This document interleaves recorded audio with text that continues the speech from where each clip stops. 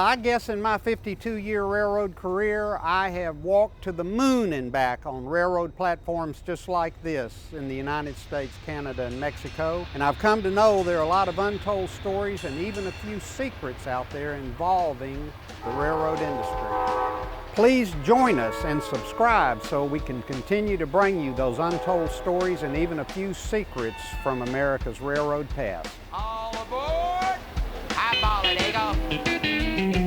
Have you heard the travel news about the Eagle Way? To your destination happening every day. The Texas Eagle is clicking on the rail.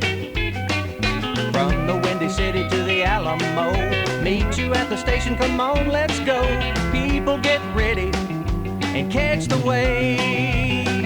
Catch the wave, the Texas Eagle Way.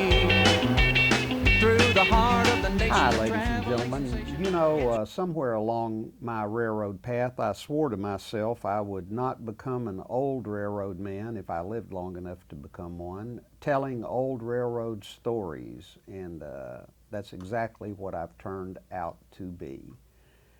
And that's why I'm introducing episode 15 of my podcast, I've Seen Some Trains Before, because it requires some introduction and also because it's extremely near and dear to my heart. It's the interview with the matriarch mayors who first formed solid support for rail passenger service in this region. And those mayors are former Mayor Audrey Carroll of Marshall and former Mayor Celia Boswell of Mineola. And because of logistics, we had to tape them separately. So you're going to see Audrey's podcast first, Mayor Carroll, former Mayor of Marshall, and then you're going to see Mayor Boswell's podcast along with a support group, a supporting cast of former Amtrak General Manager Joey Smith, as well as former Mineola City Manager Mercy Rushing and Mineola Civic Volunteer Extraordinaire Barbara Musgraves. So what we're going to bring you here is the complete picture of how to save your train or restore your station or perhaps unlock a lot of different secrets on how to make private-public partnerships work. You know, this is really something that's been hiding in plain sight, but now in episode 15, we've put it together for you where you can use it as a template for your own. You got a train you need to save, you got a train you need to put on, you got a station you want to rebuild. What about the difficulties in getting high-speed rail to Texas and all of the attendant political baggage on that? Here it is, hiding in plain sight on how to do it. So you're welcome to all of the secrets that we could produce. I'm going to make a wild guess, and I mean that tongue-in-cheek, that we are not terminally unique, that probably what worked for us would also work for you if you so chose to implement it into your project. So just a brief background, we filmed former Marshall Mayor Audrey Carroll in 2023, and then it took about 18 months, almost 2 years, to bring the rest of the group together in 2025. So that's how come there'll be some disjointed dating within the podcast, but Mayor Carroll, Audrey, will go first, and then Mayor Boswell, Celia, will go second. But one thing I want to do in introducing Mayor Audrey Carroll are two important things that got left out of her podcast just by virtue of time. Her story is so interesting and so intricate, and there's so many people, places, and things involved. We just ran out of time to talk about two things that I want to bring up. Number one is, for those of you who are far more knowledgeable than I, please enter in the comments section if you know about these or have heard of them. But you know, Audrey Carroll is the only person I have ever seen outside of an Amtrak Board of Director member who has a lifetime Amtrak pass, good, guaranteed, for a deluxe bedroom anywhere in the Amtrak system. So if anybody knows of anybody else that has one, we'd love to know. But Mayor Carroll confessed that she's never used hers, and she's well into her 90s now and doing very well. So she probably won't be taking any extensive trips. But I thought I would let you know that, because that's the esteem in which Amtrak held her and holds her. And the second thing I want to say is people forget, you know, history can get covered up, not on purpose, just by time. And people forget at the turn of the century, I'm talking about 2000, 2001, there was an 18-month time period where the Texas Eagle, Amtrak trains 21 and 22, ran on two separate routes through East Texas. And I know that sounds confusing, so let me really simplify the nightmare logistics we were forced into. For about an 18-month period, if you were a northbound passenger, you got on at Longview or Marshall and rode to your destination of wherever you wanted to go seamlessly. If you were a southbound passenger, you didn't come back through Marshall or Longview. You came out of Texarkana on the old St. Louis Southwestern Railway route, the Cotton Belt route, and the train traveled from Texarkana to Gilmer to Big Sandy, missing Marshall and Longview. So on your return trip, you had to be bussed back into Marshall and Longview, a logistical nightmare, which lasted 18 months. And what we did not get into Mayor Carroll's podcast. Now, former Amtrak General Manager Joy Smith and Transportation Superintendent Tim Cooper worked tirelessly on this behind the scenes from the operating standpoint. But Mayor Carroll enlisted again the good offices of then United States Senator Kay Bailey Hutchison, and 18 months later they got the train back on the correct route and seamless travel. Whether you were a northbound passenger or a southbound passenger, you got on at your station, meaning Longview or Marshall. And if it were not for Mayor Carroll and her perseverance with the political process, I'm not sure but what we might still be running that logistical nightmare today. So at the end of the 18 months when that little experiment terminated, thank you God, for those of us who had to live it every day, not to even mention the passengers. But there was a huge celebration in Mayor Carroll's honor in the Marshall Station, hosted by United States Senator Kay Bailey Hutchison. If you're ever a passenger to and from Marshall, be sure and look in the waiting room, the plaque dedicated to Mayor Carroll and her wonderful husband Lewis for her efforts in getting that done. So that'll introduce Mayor Carroll's video. But before that, we're going to start with a VHS tape that was produced in January 1996. And I have to, this really falls under the heading of old railroad stories. But Joy Smith, former Amtrak General Manager, who is the wisest person I have ever known in terms of instinct, meaning knowing when to do something and with whom to do it. I've never met anyone like her, ever. We're talking about a lady that hid Tina Turner from Ike before they were famous. No joke, tell you the truth. So she's had a lot of experience doing interesting things. But in January 1996, Ms. Smith decided it was time to bring East Texas together into one coalition, and from a rail passenger standpoint. And this is going to get a little bit in the weeds, but it has to be told. There was an Amtrak form, NRPC Forms 297A and 297B. They were a station accounting form. I'm going to guess, please somebody, again, more knowledgeable than I, please you put this in the comment section. But anyway, Forms 297A and 297B gave you a monthly indication of how stations were performing, net labor cost to total passengers, ridership, baggage, the whole picture.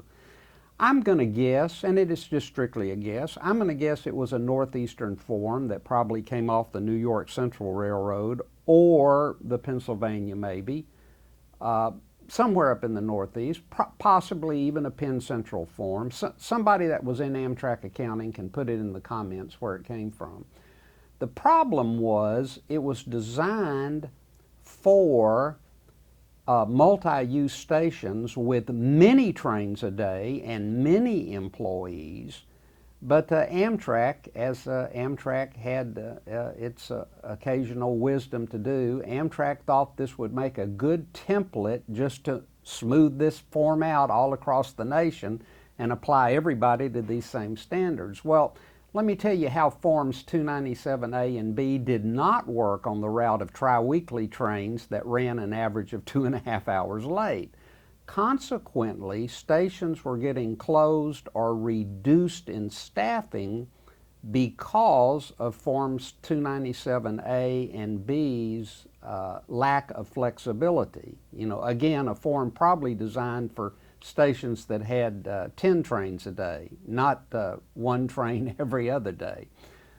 The point I'm making is station and station personnel, because of this, in the long distance network, became extremely territorial. In other words, you know, we're going to take, in my working career, in my Amtrak working career, it's always been Texarkana, Marshall, or Longview. Well, I'm going to be loyal to the station where I'm currently headquartered. So, you know, and then somebody else is going to have to worry about the other. And so Miss Smith decided that she was going to make a video to bring East Texas together, Marshall, Longview, and Mineola into a coordinated emotional team and preparatory response in defense of rail passenger service. And what she asked me to do in this video is to invite Marshall and Mineola to participate with us at Longview in becoming a united team. Now, I didn't know it at the time. I found out later on many other occasions, but Miss Smith can give you a cussing like you've never had in your life. So I just want you to know, when you watch this video, which is a little bit Longview centric, but it was done by Mrs. Smith for one reason only: to bring Marshall, Longview, and Mineola together into one political unit. When I say the words inviting our neighbors to the east at Marshall and inviting our neighbors to the west at Mineola to join us, I want you to know that's after I'd been up half the night with Miss Smith cussing me out. And so there's the product she got. But what she said to me was, quote unquote, forgive me, Miss Smith, but I'm just telling you the truth. Miss Smith said, "Baby, you better do this because Marshall and Mineola are going to save your ass." And she was 100% right. This video, with which we'll introduce episode 15, was the catalyst, was the very beginning which began the Mayor's Coalition, which gave birth to the Texas Eagle Marketing and Performance Organization, the Tempo Group. So many things came out of a simple video that Miss Smith was smart enough to know needed to be done. And this is January of 1996, before there was any hint of trouble on the horizon. But Miss Smith just had that sixth sense of, we've got to circle the wagons and pull together. So, hope you enjoy it. Forgive the long-winded introduction. I apologize for that. And don't forget to like and subscribe. If you don't do it, I understand. It's totally free. You're looking at the world's worst person who enjoys something on YouTube and will say, you know, I need to like and subscribe, and then not think about it again. So, but if you get a chance, please do so. And always, please comment, especially about Forms 297A and B, if you know their origin. They were the devil's tool down here. Thank you.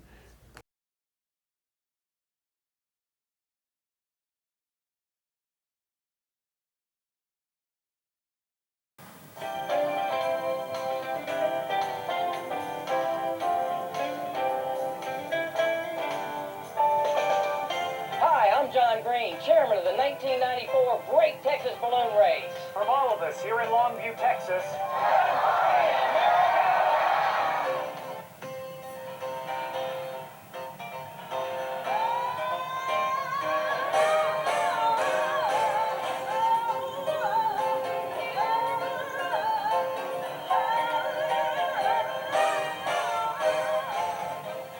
Good morning, Amtrak Inner-City team. Greetings from Longview in the heart of the piney woods and lakes of East Texas. I'm Natalie Rabakoff, a Longview community volunteer and chair of the Amtrak Longview, Texas Expansion and Improvement Committee.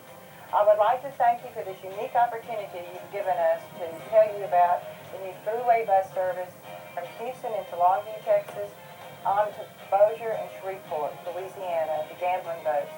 We greatly appreciate that bus coming to Longview and giving us the opportunity to have the people in downtown Longview in our stores and restaurants.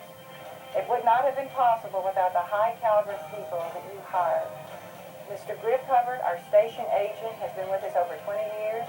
His assistant, Mr. Pat Calvin, Ms. Joy Smith, the product line manager on the Texas Eagle, Ms. Sheila Reddy, the Amtrak onboard service manager on the Texas Eagle, Mr. Tim Cooper, the T&E manager, and Mr. Jesse Padilla.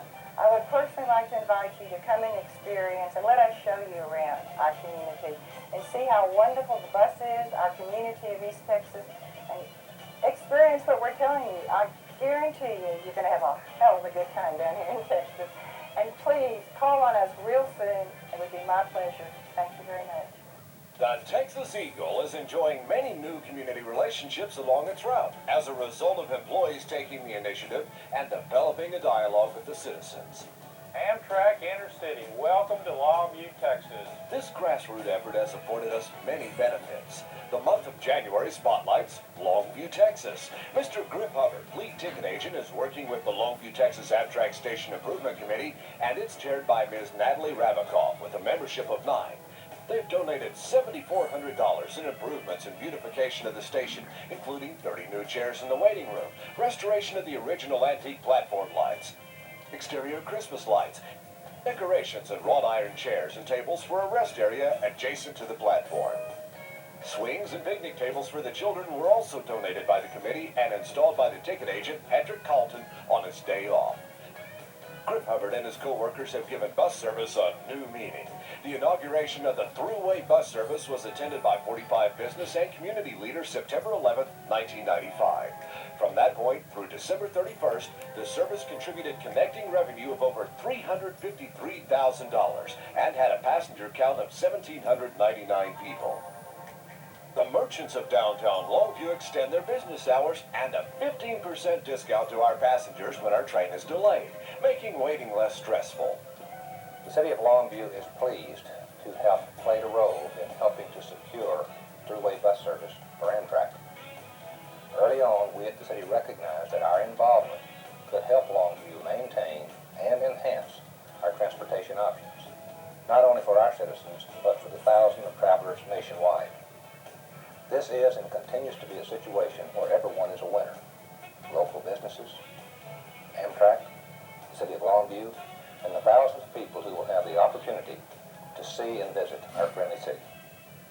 The bus that initially was to replace train 521 between Longview and Houston now extends to Shreveport, Bossier City, Louisiana. Due to the efforts and foresight of the Longview agents, this service to and from the 3 casinos and racetrack in that area has also generated $75,000 in advertising dollars. The goal of the Longview, Texas Amtrak Station Improvement Committee for 1996 is to enlarge the Longview Station waiting room at no cost to Amtrak.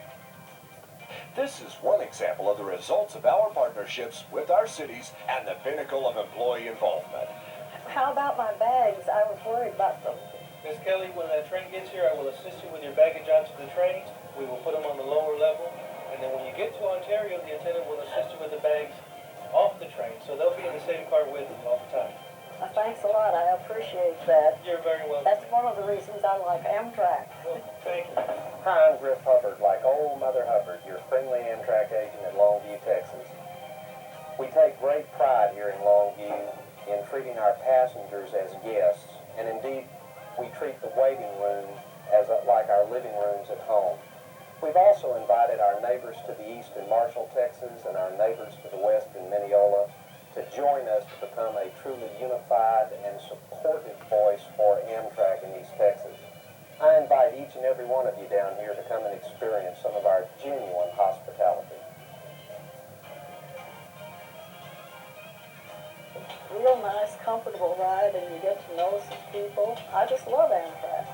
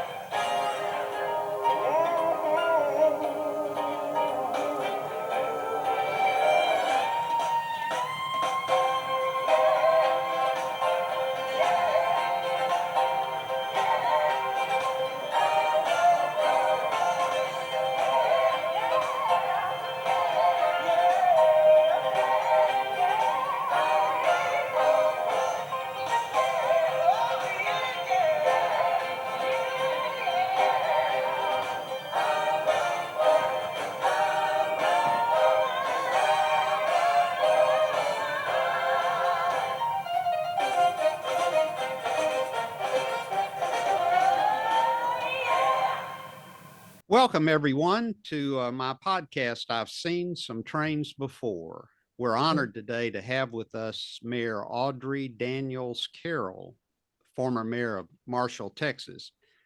And you know, Mayor, next March, you and I will have been friends for 5 decades, for 50 years, because it will be the 50th anniversary of Amtrak's Texas Eagle.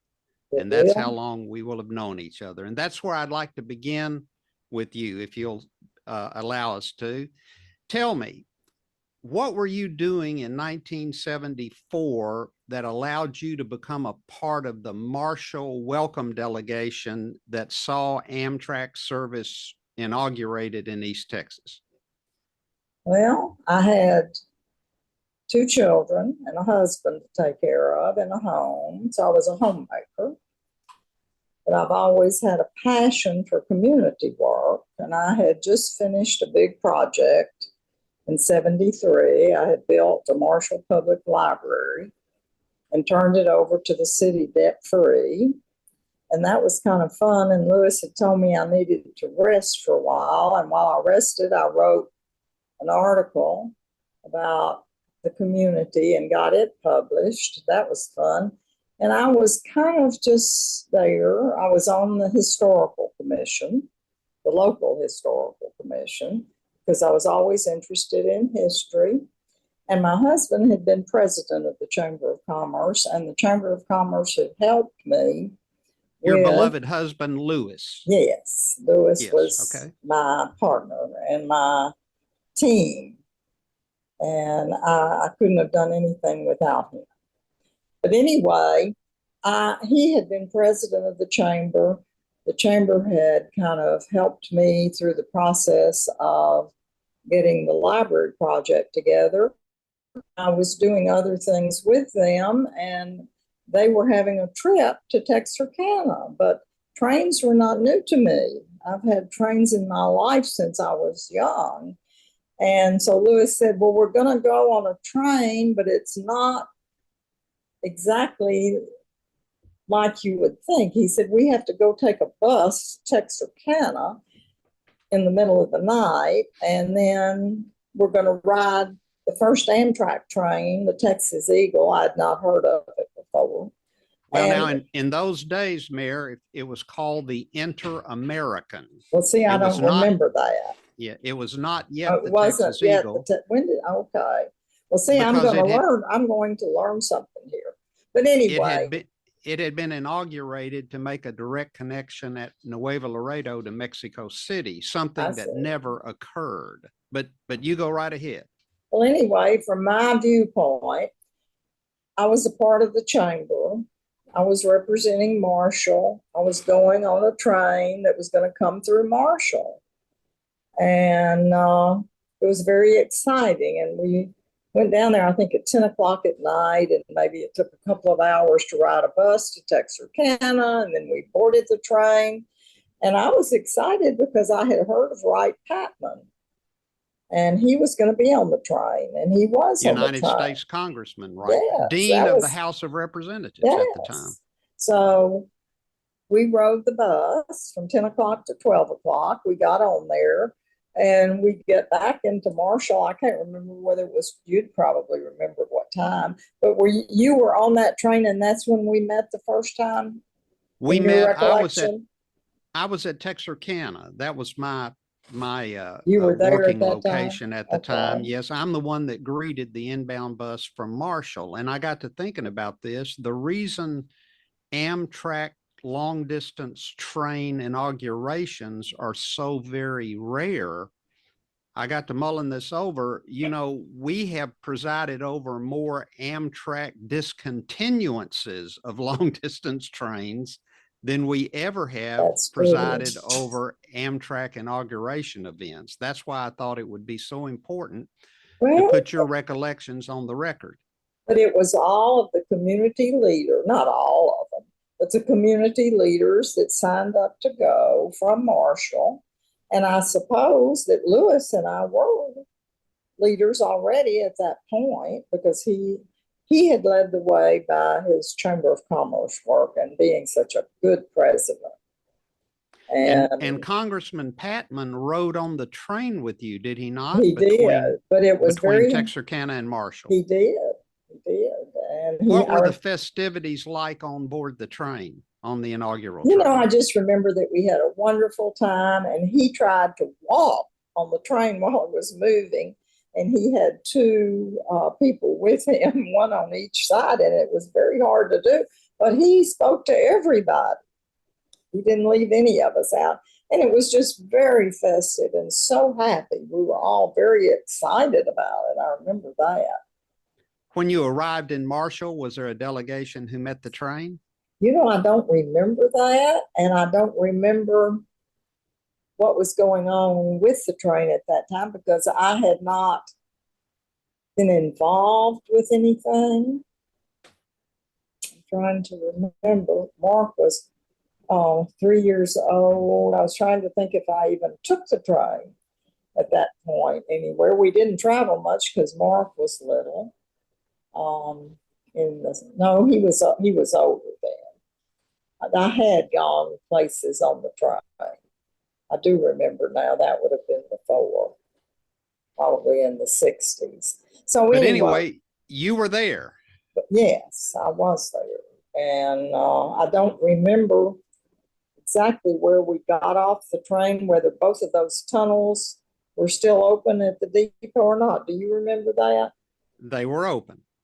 Well, that's what I was going to say, is they used to have 1,000-foot platform that was covered where you came up. They closed that tunnel and didn't use it while I was working on the project. But I loved it when I did get on the train before, and you would come up and you would be in the middle of the tracks, and there would be trains on each side, which made a lot more sense than it does as to what's happening in the current time.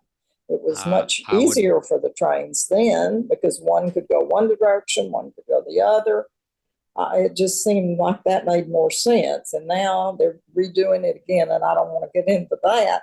But my recollections are mostly that it was just a joyous occasion.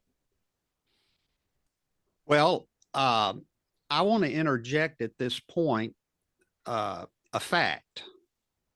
And that you're a very humble and magnanimous lady, but I want our viewers or listeners to know the truth. If you can hear the sound of my voice and you ride today's Amtrak Texas Eagle, or you are a fan of rail passenger service into Texas, or you're a retiree, or even current working employee anywhere along the route between Little Rock, Arkansas and San Antonio, Texas, you have Audrey Carroll and Celia Scott Boswell to thank for your possibility to do this in the 21st century. Because, ladies and gentlemen, you are looking at the lady who took charge in 1996 when Amtrak, in whatever wisdom it had at the time, said there was no need for rail passenger service in Arkansas and East Texas. You're looking at the lady that took that bull by the horns and made sure that didn't happen. Of course, a lot of people got involved, but I want to give credit where credit is due to the leadership of this event. Mayor, let me digress. Okay, Amtrak's inaugurated and running the Inter-American through Texarkana, Marshall, and Longview, and the years roll by. How in heaven's name did you ever get involved in chairing the restoration, which is arguably Amtrak's most prominent nationwide small rail passenger depot? There's no one who is an Amtrak passenger or an Amtrak fan that can look out the window and not know exactly where they are without ever seeing Marshall, Texas, because of the beautiful restoration job you did. How did you get involved in that? Well, I had been on the historical commission because I was interested in Marshall and its history. And Marshall's a railroad town. Just Indeed. living there. When I first married, the whistle blew every morning, blew at noon, blew at 5 o'clock. I told time by the whistle down at the T&P. Right. When I started studying history, you couldn't miss the fact that, I mean, if you go back in the history, can I just say something about what Absolutely. I'm testifying to today? Anyone who is researching history is going to have to verify my dates and names of people because it's been a while since I thought about all this, and I am a historian, and verify is important. So please, if you use my words, check and make sure I've got the right dates. But from what I've been studying the last couple of days, I think there were rails around our part of the country in 1850, and the shops were moved to Marshall in about 1870. We know when the Civil War was in the 1860s. So prior to the Civil War, Marshall was already interested in railroad, and it's because you helped me here, Griff. It's on which parallel is it? The 32nd parallel. Thank you. Mm-hmm. Because that's the crossroads of where 59 and 80 go. So that's important. We're a crossroads there in Marshall. May I interject real quickly from a historical standpoint? The 32nd parallel is where the federal government chartered the first transcontinental railroad. The Golden Spike could have been at Marshall instead of Promontory Point, Utah, had it not been for the Civil War. Well, so this is I don't know. You just couldn't live in Marshall and not know about the railroad, not care about the railroad. And I was in the history group, so I knew about it. And they needed a chairman. And what year would this have been about? Well, I've tried to find that. I can't find out, but I know that I became chairman after the library was done. I had finished the library, and we were meeting in the library in 73. So it would have been probably 74, 75, maybe around that time. And so as a commission person and as being offered the chairmanship, I was between things, and I had a friend who tried to be chairman of it. She followed a really good person, but she was wonderful at writing markers, but not good at organizing. And that's the only thing I know how to do is organize. I don't really know how to do anything, but I think I know how to analyze it and know what needs to be done. I don't know what I want to be when I grow up, but I've discovered I do have that skill because I did it over and over. So here I was, and they needed chairman, and I thought, well, I can organize them. So I said, when the county judge had to appoint you because it's a county position. And so I didn't think of it as a county position, but it was in government. And you did have to work with the state, the Texas Historical Commission. So I said, yes, I'll do it if you will stay on and write these markers, because I can't write these markers like you do. You just roll them out. So she stayed on and wrote the markers, and I started my little organization of the new group. And 2 weeks later, 2 weeks, I get a letter from the city saying they're going to that the Union Pacific wants to demolish our depot. Now that probably would have been the Missouri Pacific at that time, wouldn't it? Or was it already the Union Pacific? No, it was after the merger, I think. Okay, well then that was after 1983, okay. Oh, it was? Well, the merger was in 83. Oh, no, it was 83 when I started, must have been working. I never talked to anybody from Missouri Pacific. Okay, so this is a Union Pacific, okay. I know it came in 88. I'm positive of that date. Got it. So I was chairing it, and it was a very interesting way to go from being a new commission chairman, even though I had been there and I may have been doing other jobs, in the commission. But I had to take the responsibility for being the one to be the go-between. And so I just did what came naturally to me. And it was to try to talk to Union Pacific. But I know that at this time, I'm confused a little about those years. I'll just be honest with you. But I know. But you got a demolition notice in 1988. That's right. That must have been a frightening day. It was a very frightening day, and I didn't know what to do with it. But I called the Historical Commission because I was under them. They were my state agency in Austin. It was a state group. So I knew how to contact state groups. And in the 80s, I think I also had worked at that time for Ben Grant, who was a state representative. So I had some background in government.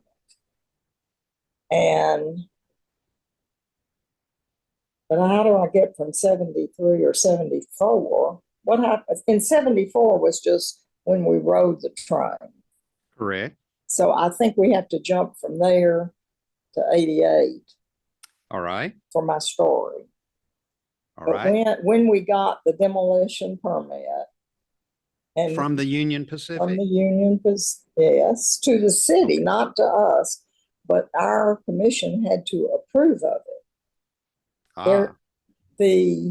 It's a complicated story, and you probably don't want me to go into the details of this, but Max Lale, the former chairman of the commission, had set up a landmark preservation committee for our city. And they had the wisdom, with Max's guidance, he had been a city commissioner also. He led them to landmark locally our depot. So that was the key. I had that in my pocket. That gave me 6 months to negotiate with Union Pacific to keep them from tearing it down. Somewhere in between there, it got connected to the Chamber of Commerce because that was how I knew to work that way. I had worked that way with the library. And the county commission didn't have the strength at that time, and maybe not now, to have pulled this off by themselves. But I needed the state commission. I also needed the local support, which the chamber, and they were already my friends, they let me ride on that first ride from Texarkana when we had the Texas Eagle, or it wasn't Texas Eagle, I can't remember what you called it. But I knew I had to blend that in order to build support. I don't know why I knew that, but I just knew it. And I didn't have a way to call meetings for a group that wanted to work on it. And not all of the commissioners, they had other business to tend to. So I couldn't take up all of the commission time. So I ran the commission while I was trying to also do the depot. And that was fun, but had the same purpose. So the chamber gave me a committee, and they called it the Special Committee to Preserve the Marshall Depot. And it served as just a committee for a long time while we were dealing with this. Well, I dealt with it for a very long time, and I couldn't get Union Pacific to answer my letters. Am I going too far, or is this what you want? Oh, no, ma'am. This is getting Union Pacific not to answer a letter. Oh, I completely understand. Please. Phone call. Please continue. Nothing. It was like they didn't want to hear from me. But between the Historical Commission and our and me, and using that, the landmarking gave me 6 months time to negotiate with Union Pacific on this, and then they would have to review the permit and either give it to them or not give it to them. And so I used that time to try to figure out what we could do so we could restore it and take care of it and save the, and have a place for our people to board the train and disembark. So I spent a lot of time with their lawyers. They sent the first lawyer to me, and we would work on what we could do. In Longview, the city just bought it, and we wanted to do that. But what I've got to tell you is, prior to my wanting to preserve it, there were 2 other groups that tried in Marshall to preserve it, and they're very important because even though they weren't successful in doing it, there was one, I think was maybe the Friends of it was Save Our Station, SOS. Yes. Buddy Power and Admiral Moore worked their little hearts out, but they didn't know what to do. They raised, I think, about $8,000, put it in the bank. They finally gave up because they couldn't work with Union or whoever they were working with. I don't know who. I was not on that group. I was still just chairing the commission, but, watching them.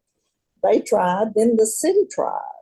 The city really wanted to do this project, but they couldn't get Union Pacific to work it out. They didn't want to sell it to them because of the liability of the tunnels and the insurance that it took to protect the place. So along this way, we found out that we needed a 501c3 nonprofit group to work on. Both the city had given up and the other group had given up, but then the demolition permit came and I started working on it. The city had never lost interest in it. And so they still were watching me and wanting to help me, but didn't feel they could actually do the project. Mm-hmm. So I had to figure all that out with this committee then at the chamber, not through the Historical Commission. But when I called the Historical Commission, they assigned a brilliant young person to me named Jim Steele. He was an architectural historian and I think or a preservation person, but he was just so bright and so smart. I was he's my kid's age, but he was so smart and so savvy about state government. I had some information, but not as much as he did. And he was in Austin. So he was there in this deal with the lawyers and me and Union Pacific. First of all, I went through 6 lawyers. We would get to a certain point in our negotiations, and next thing I knew, they resigned because they were helping me. They wanted to help me do it, but corporate Union Pacific didn't have the same vision we did. And so all these people kept resigning on me. And I liked every one of them. And at one point, there was a federal judge named Sam Hall who had been my congressman at one time. In fact, he ran against Wright Patman. Absolutely. Anyway, Sam he had been the congressman. He's a personal friend of mine. And we had a lot of talks, and I talked to all my friends because all the people that worked on it were my friends. I didn't think of, I felt like the whole town was my committee. So I was at a place with Sam Hall in his very own house, and he said, sitting at the dining room table, he said, have you all noticed when you talk to Audrey, no matter what subject you bring up, next thing you know, you're talking about the depot. He said, listen to me, Audrey.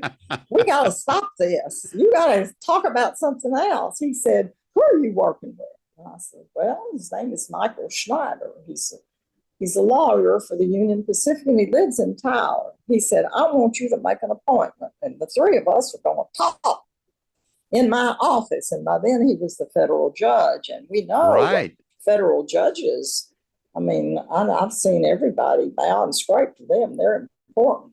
I didn't know really, but I knew they felt important. But I knew Sam, and he was just Sam. So I set up the appointment with Michael Schneider and me. And this was getting after I'd gone through maybe 3 or 4 of these lawyers. And we go that day, and he said, okay, Audrey, tell me what it is. So I laid out what our problems were, what we needed to do. We were still, I think, meeting at the Chamber of Commerce because we had nowhere else to meet. We were still kind of a committee.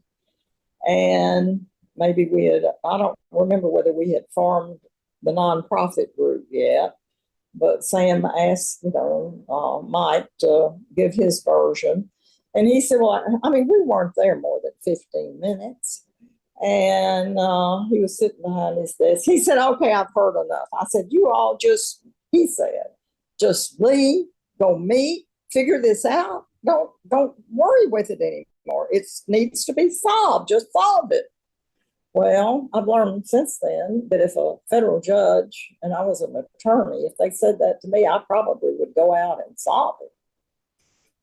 And we went out and we tried to solve it. And the next thing I knew, I got word that he had moved again.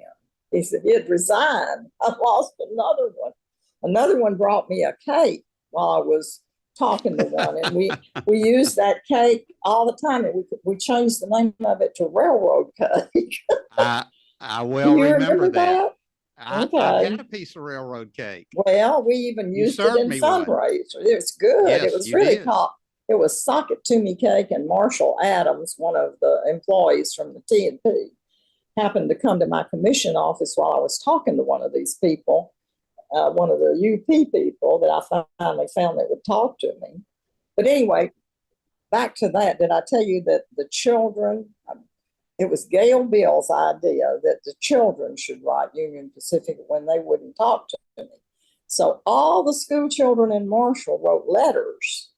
I remember. Just with Gail's idea, and every one of them got an answer to their letter. Every one of them. Every one of those kids. They sent pictures. They sent me copies of it, and they drew pictures of the depot, and they'd have bats flying out of it because it had been abandoned, and there were.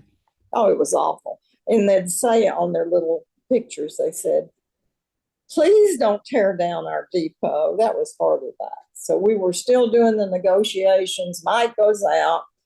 I don't know if there were lawyers in between. I can't even tell you all their names, but the one that finally helped me solve it was a guy named Merrick Walton. He lived in Spring, I think. And somehow we figured out that if we did a 99-year lease for $1 a year for the depot and $1 a year for the parking lot, that could work, that we could do it. And I don't remember when we signed the lease, but I really haven't been able to put this all down because it's over such a long time. And I tried to find out, and there was so much written in the Marshall News Messenger that the person helping me find the articles that Gail Bill wrote most of the articles, I think, during that time. I'm not sure because I still haven't been able to see them, but I got some of the dates out of it because the story gets really complicated for me. It was over so many years and there's so many subjects we want to talk about. Let me digress for just 1 second, Mayor. Did I hear you say, did I understand that all of those school children did or did not get a reply from the union? They did get a response. Wow. So okay, that was quite good. remarkable. Yeah. But I was still working with the lawyers and working on all ends of it. But the children got the response. I didn't. I think I still, but finally, the president of Amtrak's secretary, I found out, came from Marshall.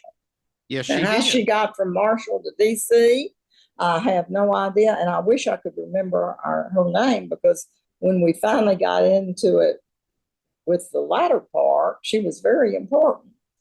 Yes. But I hadn't really gotten to the Amtrak part yet, and I didn't get into that part. And it's hard to separate the depot project from the restoration because it's all one in my mind. Surely. But what I wanted to tell you is there is so much material in newspapers.com, in the Marshall News Messenger. They covered my every breath. If I got 25, well, no, it wasn't quite that much, but they covered that project. So I really think I owe a real debt to the media. It wasn't just the newspaper, it was also the radio. Tony Bridge was on my commission because he liked tourism. He had been head of the tourism for the state, and he knew it was important. And he helped me learn to be a leader. When he got on that tourist on my commission, he said to me, "Audrey, your meetings last too long." And they last long because historians like to talk. And he said, "I will give you 1 hour. If you've got business to take care of, you better bring it up first, because when that hour's over, I'm a businessman. I have to leave. I don't want to insult you, but I can only give you 1 hour." So my meetings were short, but I got it all done. But the newspaper, and back then the radio, had, what do you call them, opinion pieces? That's not what you call editorials. They call them editorials. And they gave me the strongest support they could. I have copies of a few of the things they did, but newspapers.com has the whole story. And in trying to research this so I could tell you about it, the person who helped me was head of some parts of the Library of Congress. He was from Marshall and has retired back. His computer crashed when he tried to get me this information over the weekend. After I thought I had another week to do this, and so I had to crowd it all into this past weekend to try to research it. And the reason why that I had to research it is because we did finally sign this lease. But I've got to tell you this wonderful story. Please. Nobody knows much. I never have talked about this, and I don't think the man would mind my telling him. But the last lawyer that I worked with, that we signed the lease, we had a big celebration. So I'm jumping ahead a little. It was a number of years in between the lease signing and getting it done. I remember. But when we finally got it done, he was the lawyer that had signed the lease. So he took me aside at the opening and he said, I need to talk to you. And I thought, what does he need to? We've been had our business. He says, there's something I really want to tell you. And I said, what, Rick? And he said, well, come over here. And he didn't want to do it, out loud. I hope he doesn't mind my telling it now. But it's how I feel about the subject. The Lord works in mysterious ways in my mind. He drew me aside and he said, Audrey, he said, I'm really glad we were able to do this. And I was hugging his neck. I was so happy we were, getting it done. And he said, I just thought you might want to know. I think my grandfather might have been the architect for this depot. Wow. I said, well, I have the original plans. Somehow, I don't even know where I found them, but I had them and was working with them. And Jim Pettison, my wonderful vice president, all those years. I was the president the whole time. He was the vice president, even after I was unable to go to the meetings up until just recently. He's been staying on the board, guiding them, helping them. And he worked so hard with me. Anyway, there we were. And Rick and I looked at each other, and both of us, he said, yeah, he was in the Dallas office. And I said, that's all my plans said, were Dallas office, Texas, and Pacific. Well, he said, that's where he was. And he said, I don't really have proof, but I think it was. And then it all came to me. I really hadn't done a thing except sit there and say, this is the right thing to do. We've got to preserve this history, and we've got to preserve this depot because our community wants it and needs it. And we want long distance passenger rail. I had tales of people that, my father-in-law rode the train to Syracuse, New York to see his grandfather when he was 6 years old. He was born in 1896. I mean, it just was in me that this shouldn't die away. So anyway, there's so much to this story. It's so big. You could write a series of articles. And I'm so glad and thankful to you, Griff. You, and I haven't talked about you. You were there before I was at the depot, weren't you? Weren't you our last TNP passenger agent? No, ma'am, but I was part of the Amtrak team that opened up Marshall, and unfortunately part of the Amtrak team that closed Marshall. Marshall was open in 1974. There was Yes. Now? What happened? And say that again. Marshall opened with the inaugural train as a full-service ticket office in 1974, but was closed a year later and did not reopen until your era. Marshall was an unmanned flag stop for about 20 years in there. Yeah. And you're part of the history of why it's an open station today. Well, let me bring us up into, you're in the middle of the restoration. And I know how the lease and the restoration. I have to tell you about the restoration. Okay. There's ICE funds, Intermodal Surface Transportation Enhancement Act. This, according to my friend Jim Steely, he's helped prepare me for this. That in 1991, that was enacted. He was working for the Historical Commission. He did not hear about this funding until he was in a meeting in 1992 in Washington, D.C. He heard about it, but they weren't using it. So we were already friends. We had been talking, all this time about saving our depot. So the funds were available, and there was something written into it that depots would be a part of the funding. It could use this funding. It was millions of dollars, but the states had to help with it.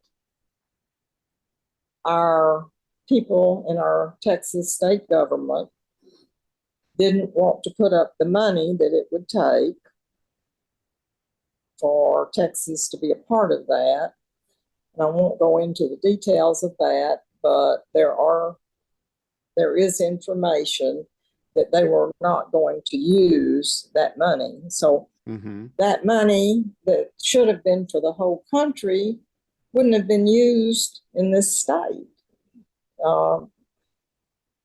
The Texas Transportation Agency is mainly concerned with highways and airplanes, transit, and way down on the list, not even under consideration, is passenger rail.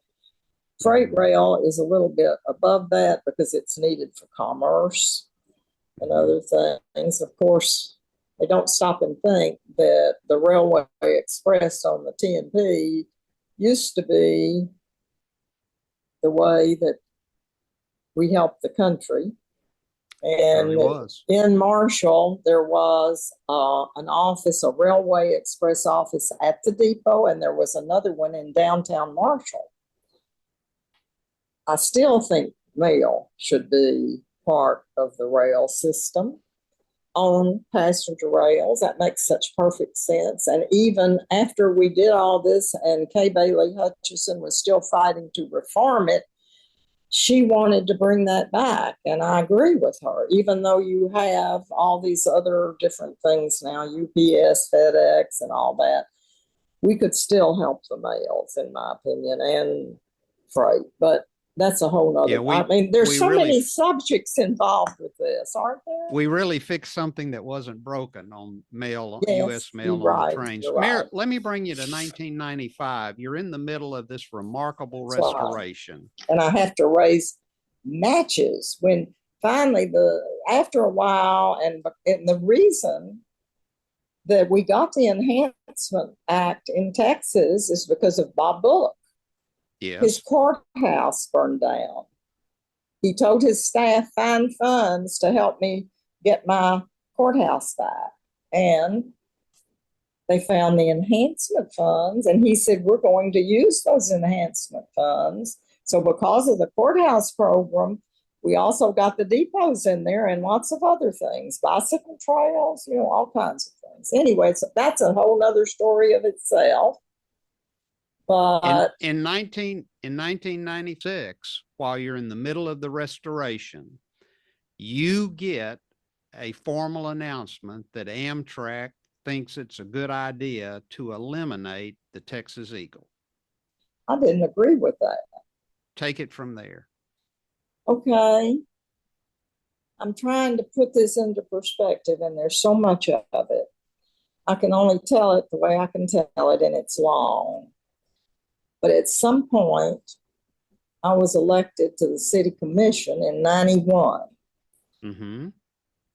A group of people in Marshall who like to have good people, running the city came to me and said, we would like for you to run for the city commission. I had not ever even thought about that, but Lewis was on that committee, and he was one of the ones that came, and he thought I should do it too. And so I decided I would. So I was bouncing a lot of balls around, but I ran and I won, and I was a commissioner. And Jim Pettison, who had grown up across the street from the depot, and his dad had run the Ginocchio, he had that in his blood. He was a commissioner. I had a woman whose husband was an evangelical Methodist who was just wonderful, that had a father who worked for the TNP and who were very close friends of ours. He had worked at the Hub Shoe Store, and when they retired, they never lived there, but they came back. So she was on there. And Michael Smith, who was an attorney and who loves trains, was on there. And then there were 3 others, and we all loved the depot and wanted this to happen. So from 91, I was working on all of this, still being mayor. The city manager, Tony Williams, was so important to all this. He was the city manager of the city and was on there when they tried to solve it and failed. He wanted to help it. And so the dynamics for our being able to help was wonderful. Plus, this iced tea money is so important. And why I want you to know about it is, as a nonprofit group, our board was not able to ask for that money. We couldn't be the entity to ask. The city of Marshall had to be the one that asked, but we did a lot of the work and were working with the city. Even before I was on the city commission, I had worked with Tony through this whole thing. He knew as much about it as I do, except I think he did kind of serve on our board, but it was separate. And so Tony played a big role in all of this happening too, but because of the iced tea money, and that would be the answer to how we would be able to restore our depot and other depots all across this country. And finally, TxDOT and the Congress had agreed to use these enhancement funds because Bob Bullock had realized he needed it for his courthouse. Bob Bullock being the lieutenant governor at the time. Yes, he was a lieutenant governor. And so, but that doesn't mean that they were all totally in favor of it. And certainly I worked very closely with TxDOT, but we have the smallest district to work with. Atlanta is the smallest one probably in the state. I don't know, there may be one smaller, but it's very small compared to, say, Tyler. And this Longview, I think, were Longview and Tyler together? Yes, ma'am. I think they were. And we're over here with just a very small district that doesn't have really any clout, to be perfectly honest.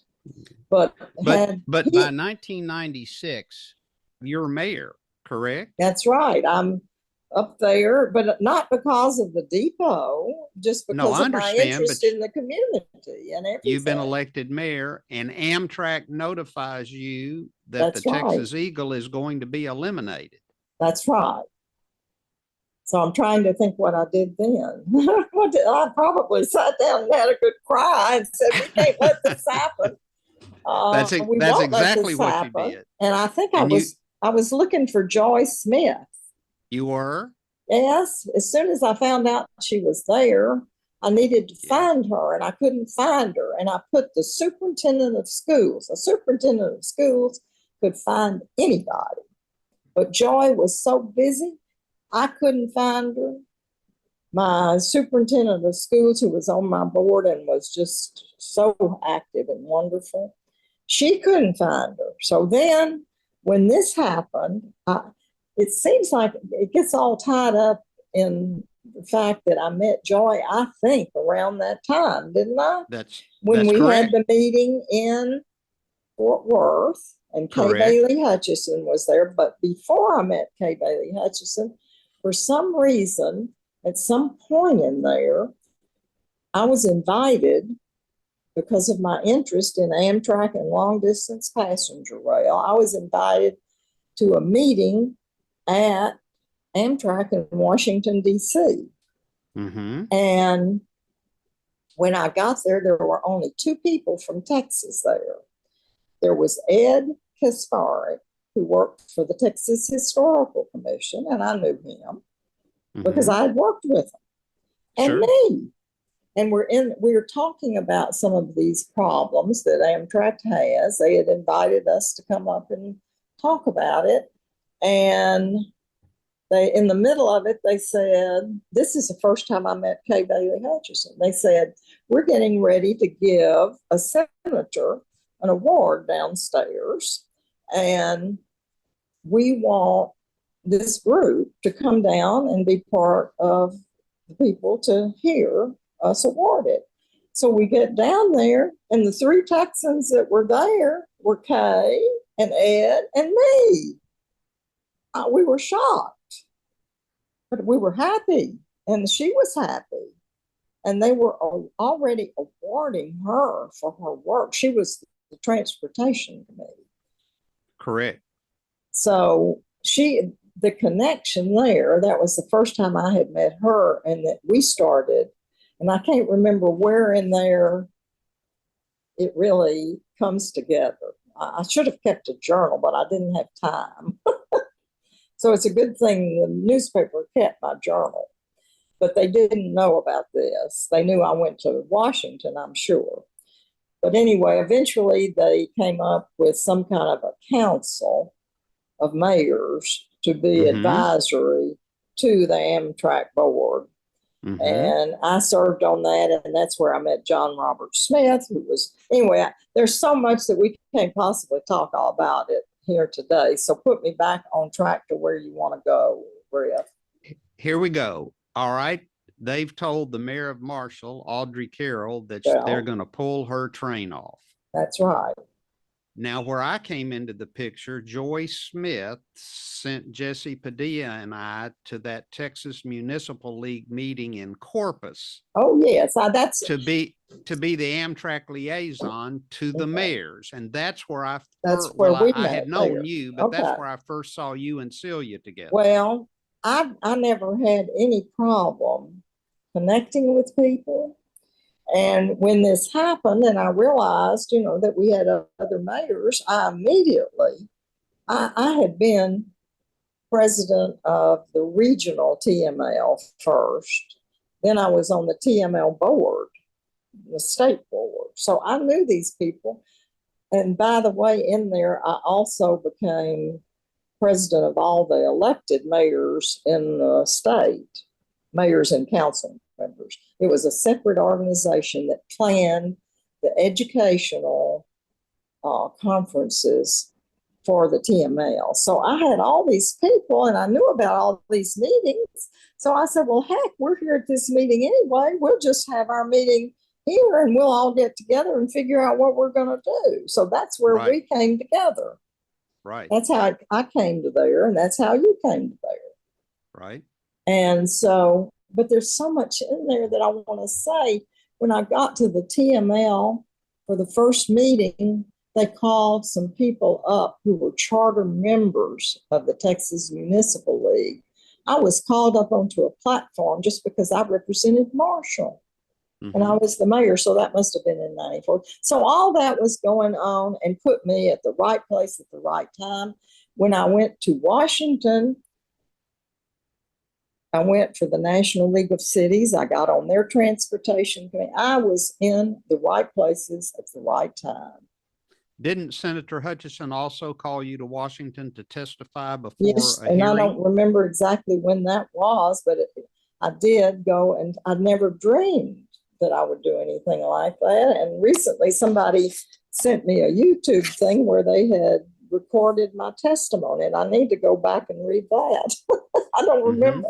I do kind of remember, but I mean, I remember all about it, but it was a highlight for me. I would never dream. A little shy, and I am shy. You don't understand. I'm really a quiet, shy person. But when I find something that's not right, it stirs something inside of me. And this wasn't right, Griff. I knew it wasn't right. And if you will recall, Amtrak had removed the Texas Eagle from the timetable and from the reservation system. That hurt. It did not exist after a certain date in time. So anyway, we went to Fort Worth and we started thinking about what we could do. And I knew we needed to have an organization that was not just for Texas, and but it needed to be inclusive of Texas. And that's when we started thinking about tempo and Kay Bailey Hutchison's aide, and I wish I could remember her name. She was so wonderful. She was wonderful. She ended up going to Denton, but she really, helped me keep in contact with Kay. Let me also interject here, Mayor, just for our listeners. For the record, for the historical record, the Texas Eagle Marketing and Performance Organization, the Tempo Group, was born from the mayor's coalition that Mayor Carroll is speaking of that was formed to save the train. And at the first meeting, I remember it so well, Bill Pollard was elected president for life. And still is, yes. And still thank goodness. is. But something that happened that night, I have to tell you, a Union Pacific official was assigned to come to be the liaison between Union Pacific and Tempo and our Texas Eagle. He wanted to see our depot. And that night, after the meetings, we opened up the depot and I gave him a tour, a personal tour with he and his assistant. And we bonded that night.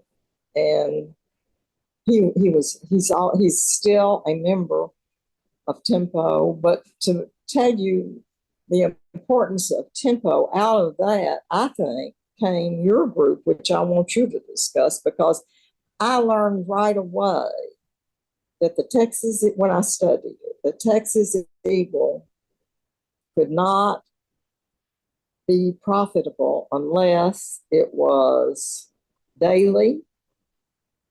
And there was something else, another point that I learned, but it's not in my mind right now because there's so much.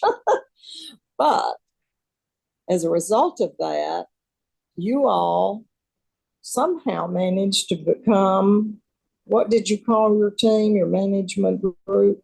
We became local revenue managers for the train for 2 decades, for 20 years. And that will be a separate podcast, that the history of Okay, that. so I don't have to go into that. We do but not I want have to give credit for that because I knew we couldn't be profitable unless we were daily. And we needed someone managing it. And I guess until you all did it, there was no such thing. And you were doing it on a volunteer basis. And I was just so happy to know that there were people like you all doing that. And I hated so what happened to it. But I'll let you all tell that and go back to where else you think I should be. Okay, as you know. In this story. It's so complicated. It is a complicated story, but I don't mean complicated. It was just it's busy. A successful one. It was.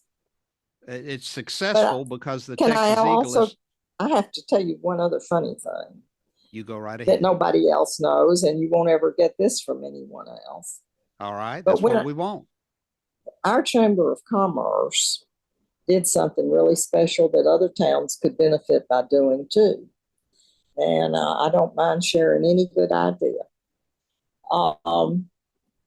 When we went to the National League of Cities, our Chamber of Commerce at that time, with Tony Bridge and Connie Ware helping, we went 1 year to the National League of Cities with the Chamber, and the other year we went to Austin, so that we who were in leadership positions in our city could talk face to face with the people we worked on with these things. You're just talking to people over a phone.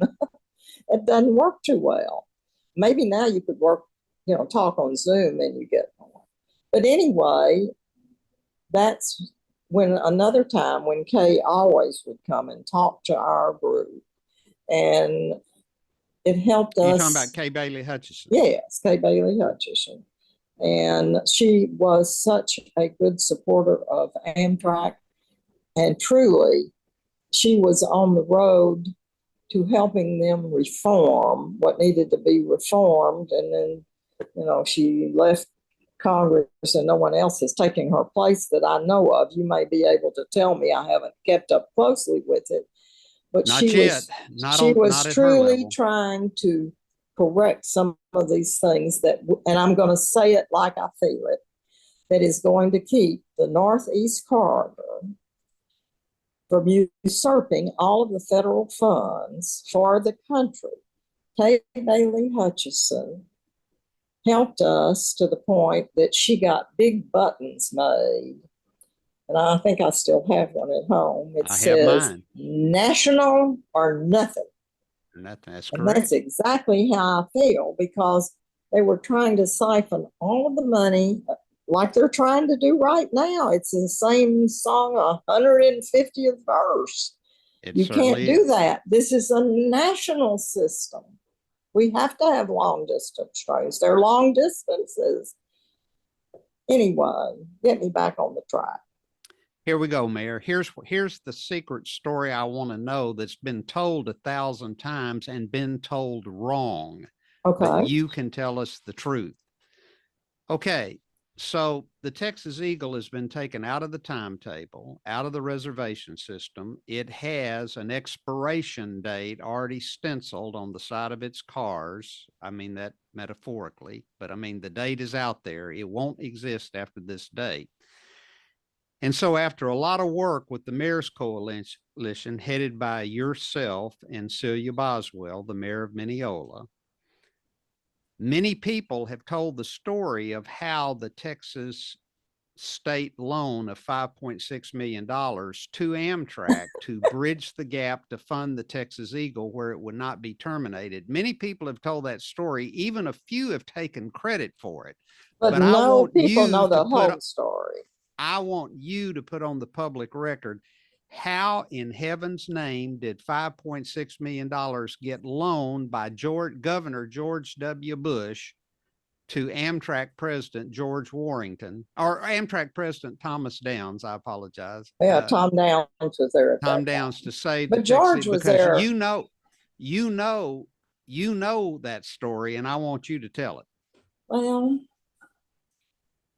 my first recollection of the loan was that we went to see Bill Ratliff.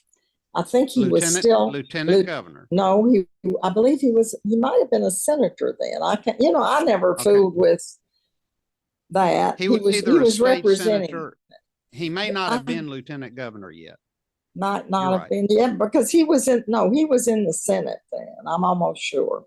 He was our senator, meaning represented East Texas. Representing my and Celia's districts.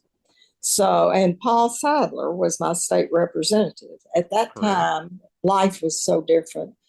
People tried to solve the problems of Texas together. Ratliff and Sadler had just rewritten the education code together. And it had passed. And I was, everybody didn't have labels. And it didn't matter if you were working on something together, I didn't even have a party. I was an independent. I've never been a real political animal. I like issues.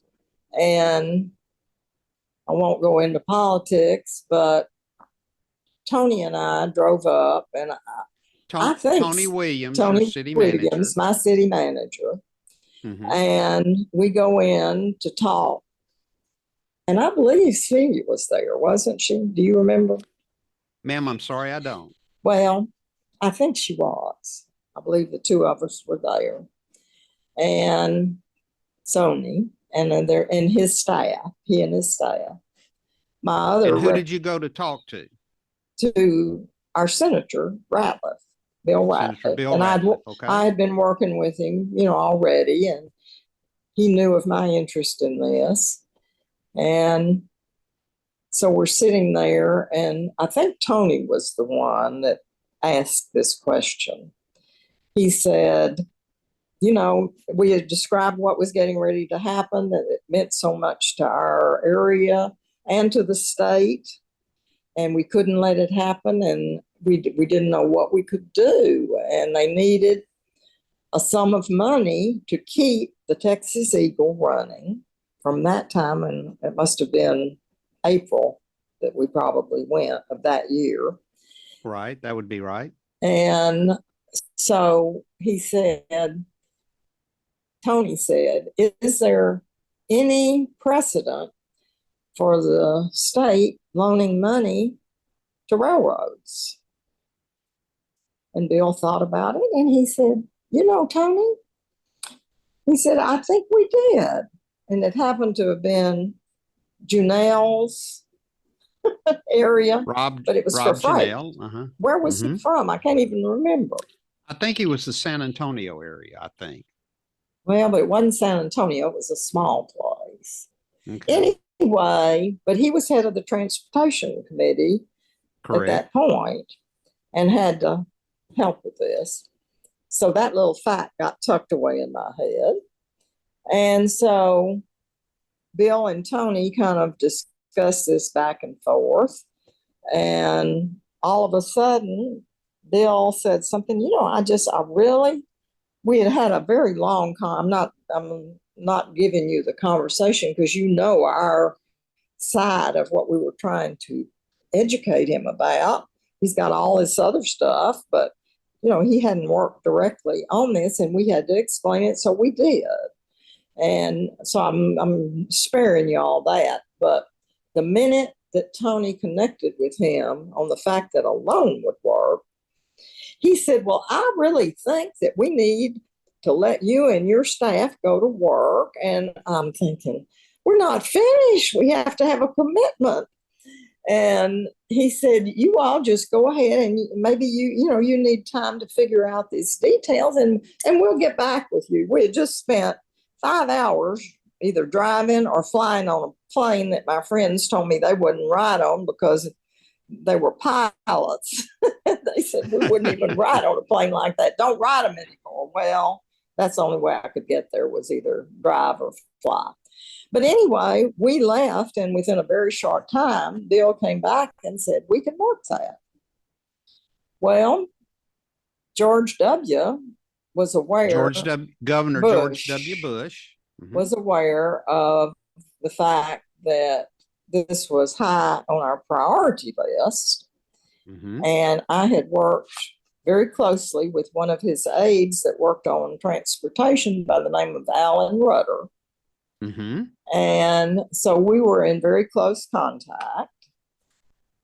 And I got along really well with Alan. He was such a nice man. And I really got along good with George W. Bush. He and Laura spent a lot of time in Marshall.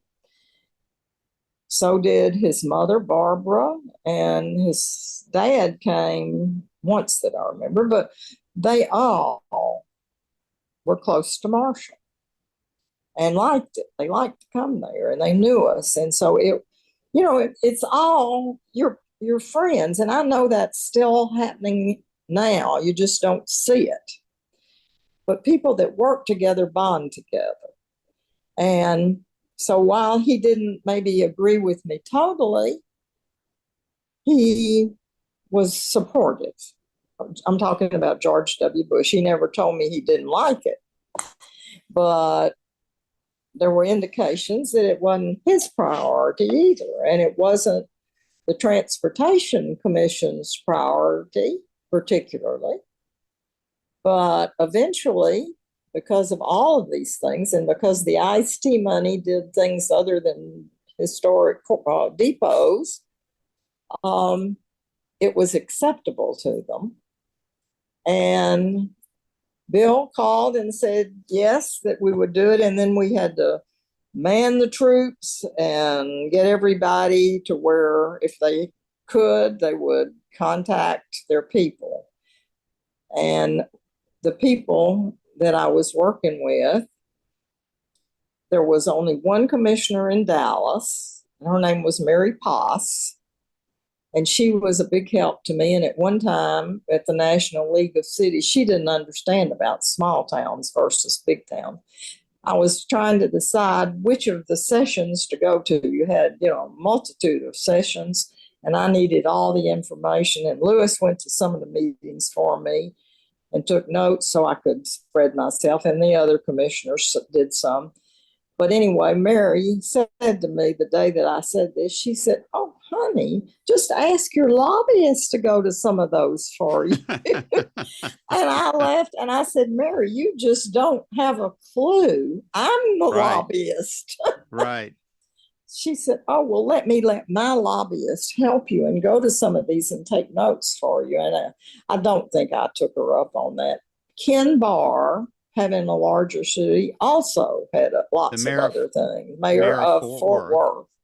Mm-hmm. He was definitely on our team and a key member, but he could not attend the things that Celia and I went to. I doubt that he even came to the one where you came to that time. But anyhow, so Tony Williams, the city manager of Marshall, Texas, can he be deserves credited credit with the idea of the I don't get that $5.6 credit. million loan from the state of Texas. You say the mayor who saved the Texas Eagle. I did not save it. I got the team together who was able to save it. You let us. I did my best. I used every little bit of what sense I had. I don't know that I was trained for it, but I did. Tell us what happened now, the inside story that not just everybody knows. When Governor George W. Bush started to balk and think, well, I don't know if I want to sign a loan to. I don't have permission to tell that story. Well, I'm giving you full permission to tell it. But you're not the one that should give me permission. I know, but the other person should, and I haven't talked to her in years. I haven't either. But I hope she doesn't. Do you think she would mind? I do not. That's my personal opinion. I think this has to be told for the historical record, Mayor. Okay. I was not on the phone when this happened, but Celia shared it with me. Did she share it with you, Griff? She did. And we all laughed about it, and it's cute and it's funny, and I don't think it really hurt anybody. And she said it right to George W. Bush's face, or not over the phone. But anyway, he wasn't being cooperative, and she was a Republican. I was an independent. I don't know what you are, and it doesn't matter. But politics was never even brought up in this. There was so much to think about. We didn't even think about politics, but she knew George probably better than I do. And so she's talking, and it probably was to one of his aides, and it could have been Alan. I don't really know who it was. But what she told him was whatever answer she got from whatever question she said, I have something I want you to tell Governor Bush. Tell him we did not elect him emperor. We only elected him governor. And that kept us going for a long time. People in government are human. And that's what I don't know. We've lost that humanity, that she could say that to him. What is the matter with us? When we work together, miracles happen. I wish I could run for office again. I wish I was 40 again, but I'm not. I'm only observing. But this was just beautiful, and we laughed, and I bet George laughed. I bet he did too, because he signed that loan. He signed it. And you know, the then president of Amtrak Intercity, who will be a future podcast guest, he's agreed to do this, Mayor. The president of Amtrak Intercity at the time, Mark Kane, has recently told Joyce Smith, the iconic Amtrak general manager and senior director. And we haven't said anything except a little bit about Joy, and she was such a key person. She's going to have her own podcast just for this topic. Yes, but from the people on my side, I have to say how much she meant to all of us. Oh, amen. She was. She's but I want you to know person. I want you to know what Mark Kane has recently said to her. I'm talking about in the year 2023. He's recently said to her that the $5.6 million loan, the bridge loan from the state of Texas to Amtrak, did not only save the Texas Eagle, it saved the whole corporation at that moment in history. It did? And I had never heard that before. Well, I haven't either. Yes. And he would have been in a position to know. he to would. be able to make that statement. So And so it was more than just a 5.6 million loan. And remember, but there were it was only at days in between the deadline correct. because of the collateral. Do you remember what the collateral was? No, yes, partly, and I don't even want to go into that. I'll tell you what it was. I kind of stayed away from it, huh? It was the high level passenger equipment that Amtrak inherited from the Santa Fe Railway. Well, thank you, Santa Fe. That became the collateral for the $5.6 million loan from Amtrak to the state of Texas. Well, I was working on other parts of that, and Celia worked on that part. And I really, I did what I could. And do you remember you and Celia spearheaded the campaign? I don't think this could ever happen again. I pray I'm wrong if we need for it to, but you got every mayor of every online city from Texarkana to San Someone Antonio online, anybody we knew, to sign that loan agreement.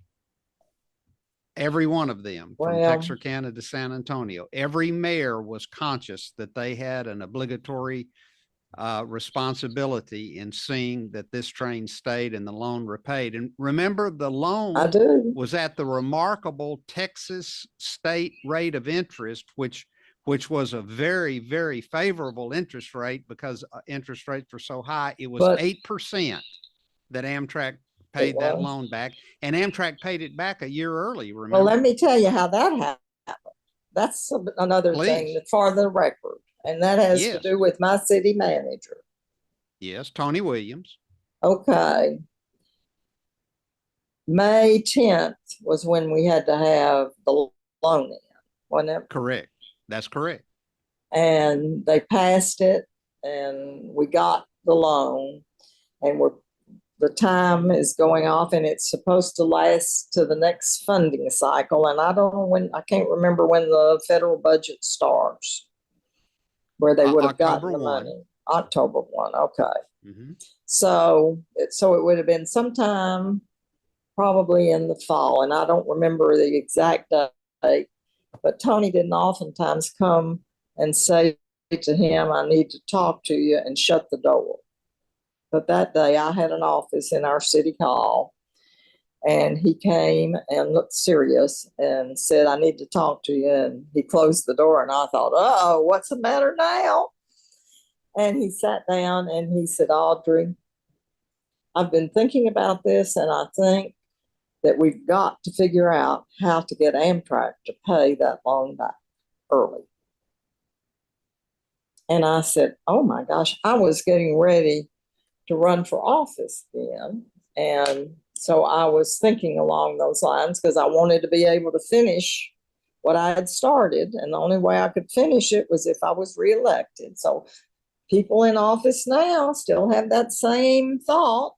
I was in the middle of something I felt was very important. It was so complicated that if someone had had to come in, the city was administering my grant for my depot. I couldn't do that through the depot group. They had been the ones to ask for it. We were tied at the hip, and there I was in the middle. And if somebody came in, it was going to be so hard to explain all this to them. It was complicated. It's hard now for me to explain it all to you. But he said, we got to do that. And I said, well, I just don't know if I can figure that out, but I'll try. And he said, well, isn't there somebody else, that can call them and do that? And I said, well, Celia's been talking to the president, about the collateral. Maybe I'll call her and see. She's not running for office this year. Maybe she would be willing to talk to him about that. So we've got Celia to thank. I called her. She couldn't have been more gracious. Well, of course. I've been talking to him. I'll just talk to him about this too. Next thing I know, we're going to do it. We had such dedicated people, and We did. She got that done, and next thing I knew, we were on our way to Austin. And we were all jammed in that small room, Oh, remember, with gosh. Governor Bush. And There was hardly he- room to turn around. I still remember but that what he check was said. handed over. They had a huge check, and it wasn't the real one, but There was hardly room for the check in that small room. who was the president of Amtrak at that time that came? Thomas Downs had left, and It was George Warrington. So George was there, and Kay Bailey Hutchison came. She was from there. Washington to be there because she had had a hand in it. But do you remember who People stood in on the either state. side of? Do you remember who stood on either side of Governor Bush? No. You were on his right, and Celia was on his left. Really? When the return check was presented a year early. Correct? Well, I remember what George W. said publicly, and it was something so cute. It's something like, he said, we really like people that pay their bills on time. That is what he and said. Even better, earlier. And he just had the biggest grin on his face. Do you It was so remember much fun. Do you remember what Governor Bush said to Amtrak President Thomas Downs when Thomas Downs called him to tell him that the Texas Eagle would be eliminated? No. He said, I didn't know we had a passenger train between Texarkana and San Antonio. And what I think is remarkable about that, the man came full circle in that understanding, didn't he? He did. But anyway, it was certainly an interesting time of our life, a very, very busy time. Celia and I met ourselves coming and going. Well, and then we have to remember Barbara and Mercy and Natalie, because they were there with us too. And we were all putting our hearts into this, everything we had. Well, you two elected officials, Audrey Carroll and Celia Boswell, put your reputations and your political futures and your belief systems on the line. It was easy to join your team. Well, I want to remind you something that Celia said that I've thought of many times over the years, because she is absolutely right.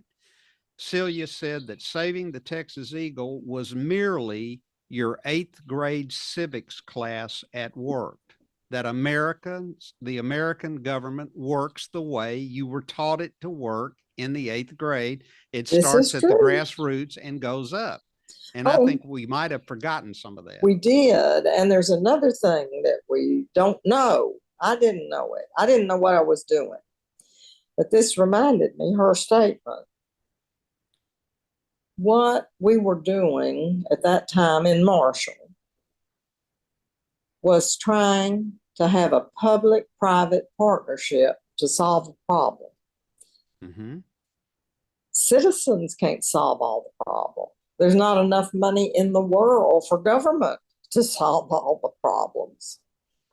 But when we work together, there's not anything we can't do. Amen.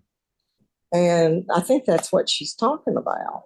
But divisiveness is not how you get it done. And certainly we're going to all disagree on some things, but you can't do it disagreeably. I don't know what's the matter with us that we can't talk to each other anymore. But anyway, that's sad, but I don't want to bring that into it.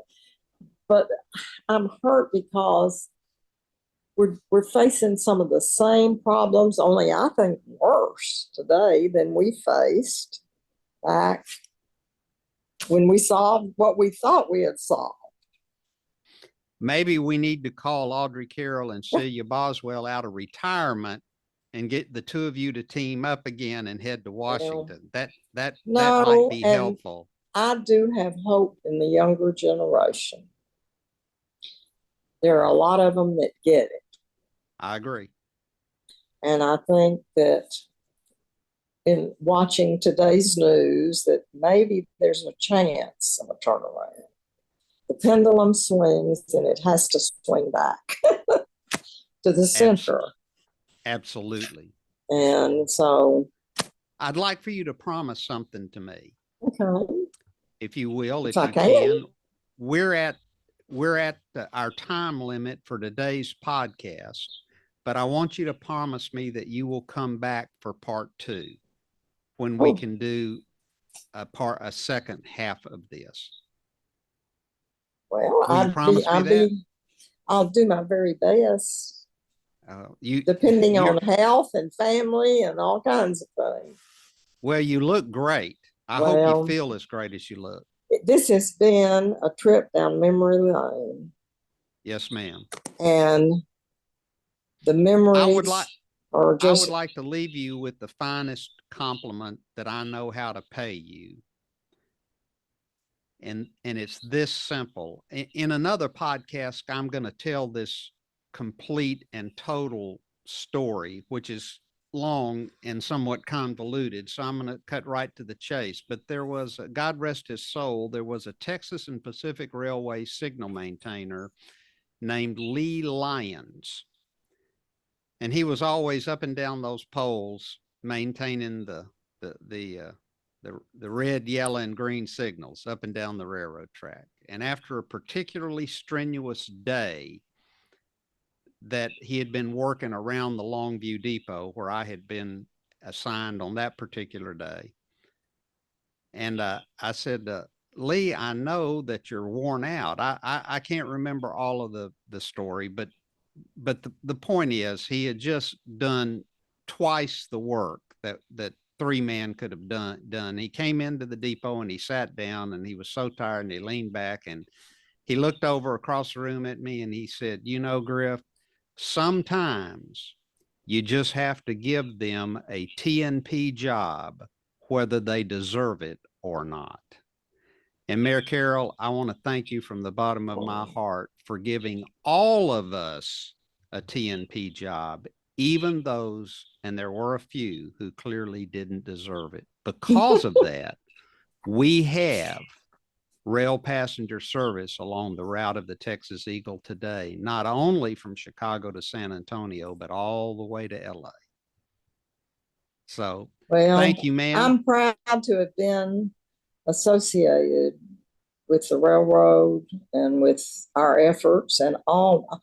I can't even tell you how, when I went back and got information to do today's work, I couldn't believe what support there is for rail service.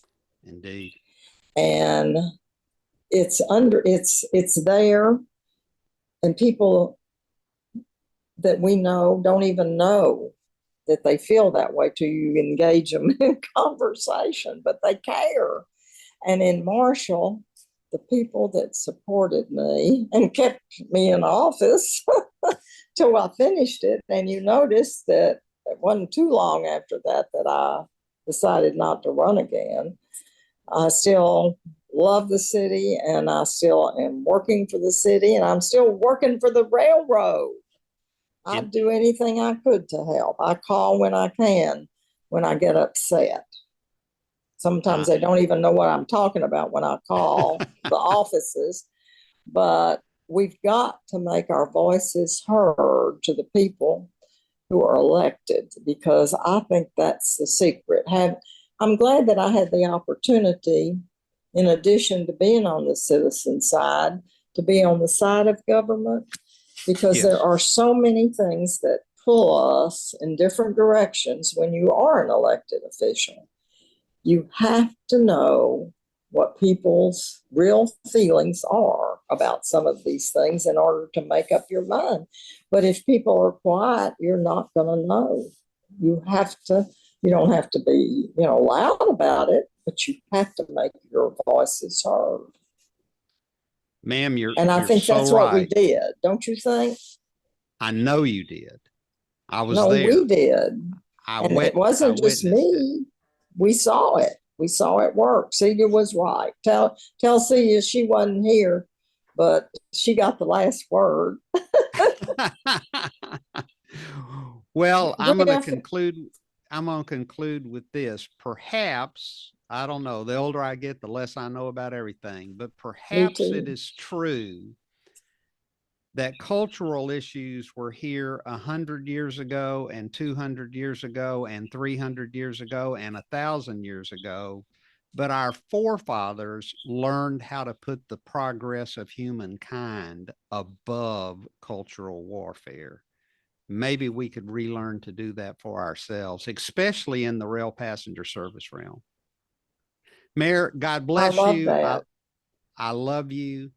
I adore you. I thank you for every moment I had on the railroad after 1995. You because always say that, and you are my hero. but you're mine. You don't understand that.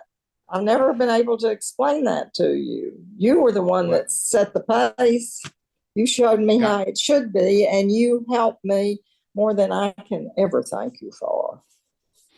Ma'am, I will live on that for a long, long time. Well, you're a priceless gem in my life. Thank you for all you've done to help me. I couldn't have done it without you, because I told you I don't do anything except find people who know what they're doing. Believe me, you knew what you were doing. And it was a blessing to work with you. I really mean that. God bless and keep you from the bottom of my heart. Thank you for asking me to do this. Well, you're coming back for part 2. Oh, yes, I want to do that. I loved every minute of this. Bye. Bye.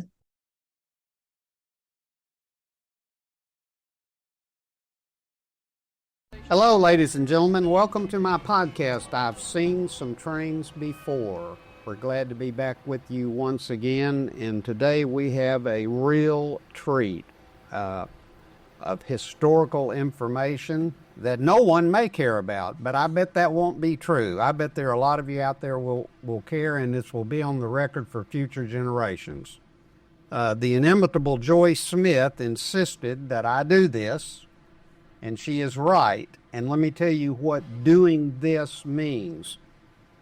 If you are a fan of Amtrak's Texas Eagle, or a passenger on that train, somebody who utilizes the service, or in any way values rail passenger service in the state of Texas, I am so humbly honored today to be at the table with the ladies who made that possible. And that's not an exaggeration. It is a factual statement.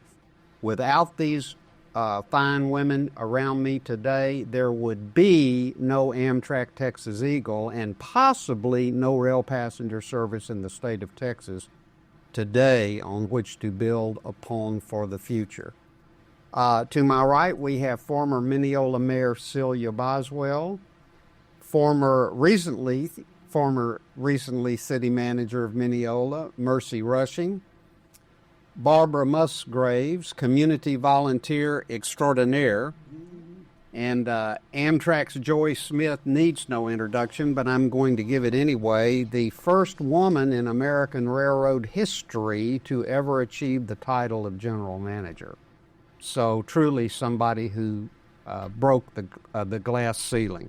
I am going to ask one thing. We're missing the matriarch of this group, and that's former Marshall Mayor Audrey Carroll, who is a huge part of this story.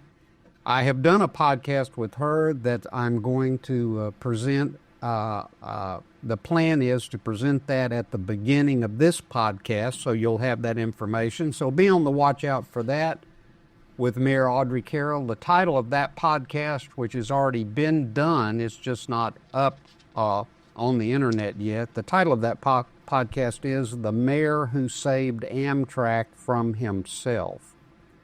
But we now can, from itself, but we now can broaden that title because now we have the mayors and the volunteers and the people who literally saved Amtrak from itself. And with that, I'm going to go right into it. Mayor Boswell, I hate to put you on the spot with apologies, but I want to dispel. There is an urban legend, and believe it or not, this is repeated on a regular basis in rail circles today, Did you or did you not say to Governor George W. Bush, "We elected you governor, not king"? Is that an urban legend or is that true? I didn't say king. I said emperor. Emperor. It is true. Okay. Well, ladies and gentlemen, we have it on the record. In the battle for Amtrak's Texas Eagle back in the 90s, it is, thank you. Thank you for verifying that, because there are so many different versions of that story, and now we have it on the record, the truth. Let's go back to the very beginning of how this all started. And that's Mineola seeking to be a stop. I want to give some brief background information, and then I want to stay out of the way and let these remarkable women tell this story.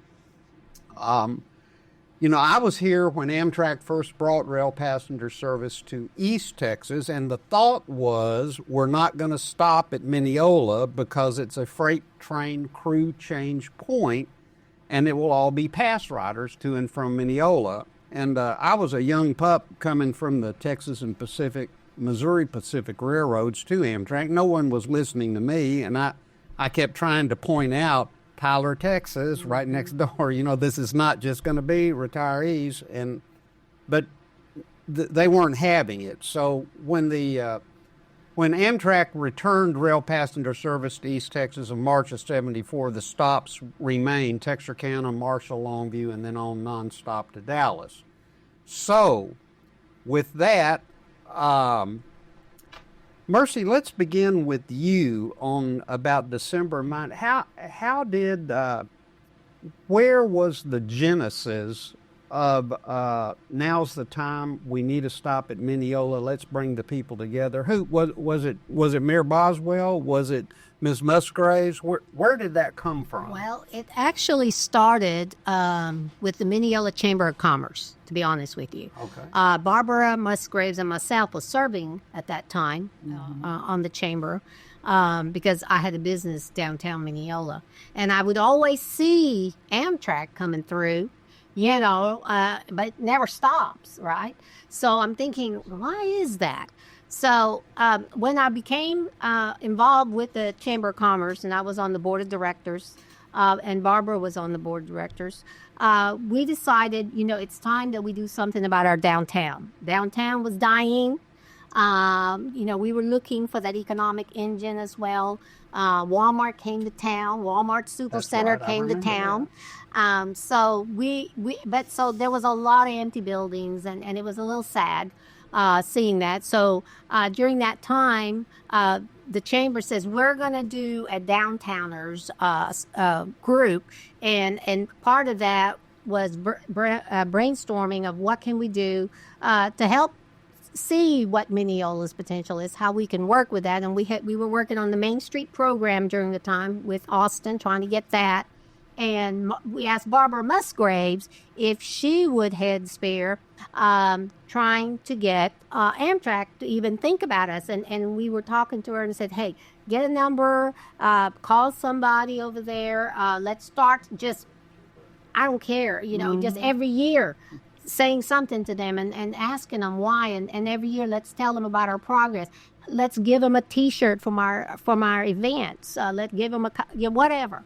So from there, Barbara took that, and it took, 6 years that she kept contacting them. And every year, and Barbara, I'm fixing to turn this over to you. Every year, the answer was negative. It was no. 6 years, so this must have begun in 1989? That's correct. Right. That's correct. I didn't realize it was And at that point, we were still at the Chamber of Commerce, and later on, I moved on with the city, so it changed a little bit. And Barbara moved on Main Street. We got Main Street program and all that started, but I'll leave it to you from there, what you did. I did. I contacted the president of Amtrak, and in 6 years there were different ones. So what? Nothing changes. Right. But the last one did say, Mrs. Musgraves, we have all your petitions, all of your letters, and people calling us, and we don't need that. And you don't need to contact the officials, the elected officials. So I got off the phone and I went right down the list of the elected officials each time. But what really helped us is I was putting together a little brunch because Willie Brown came to town from California and we wanted to do something for him. So I was San Francisco Mayor Willie Brown, right. who was a Mineola native, I believe. Right. Okay. That's right. He rode the train away from Mineola to San Francisco, and he became mayor. He became very popular. So Willie Brown came into the hotel where I was setting up the brunch, and he said, "What are you doing?" And I said, well, I've put this together along with the help of a couple other girls, but they left for you. And currently I'm watching Amtrak just whiz right by Mineola. And we really needed to stop. So he said, one of my best friends is the Secretary of Transportation nationwide. And when I get back, I will have him, I will contact him. So I thought, oh, okay, I hope this goes through. It did. Within 2 weeks, I had a letter and help. And I really feel like all of our hard work paid off, and Willie Brown helped us immensely. That's an important part of the story. Ms. Smith? Okay.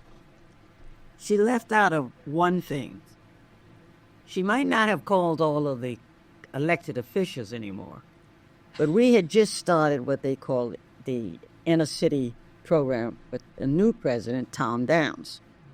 And since Texas became my responsibility, I'm headquartered in Chicago. Never heard of Mineola, Texas in my life. Mineola, Long Island, yes, I'm a New Yorker, right?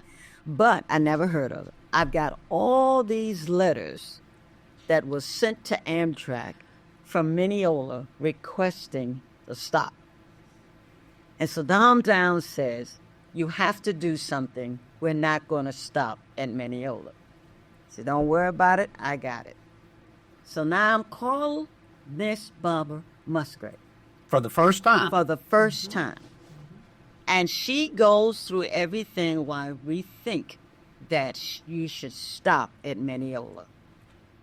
I give her the typical answer about why we don't stop, because we don't make stops that close to the previous stop. Longview was the major stop. The next stop would be Dallas. We wouldn't stop that close. She said, well, you need to come and see. And as I read through the letters over the years that Mineola had written Amtrak, each year they improved as to reasons why you should stop. What they were doing with downtown, when Mormont came, the city is constantly improving and making its community well known. So then I got with my boss and I said, the least we could do is go and in person tell them no.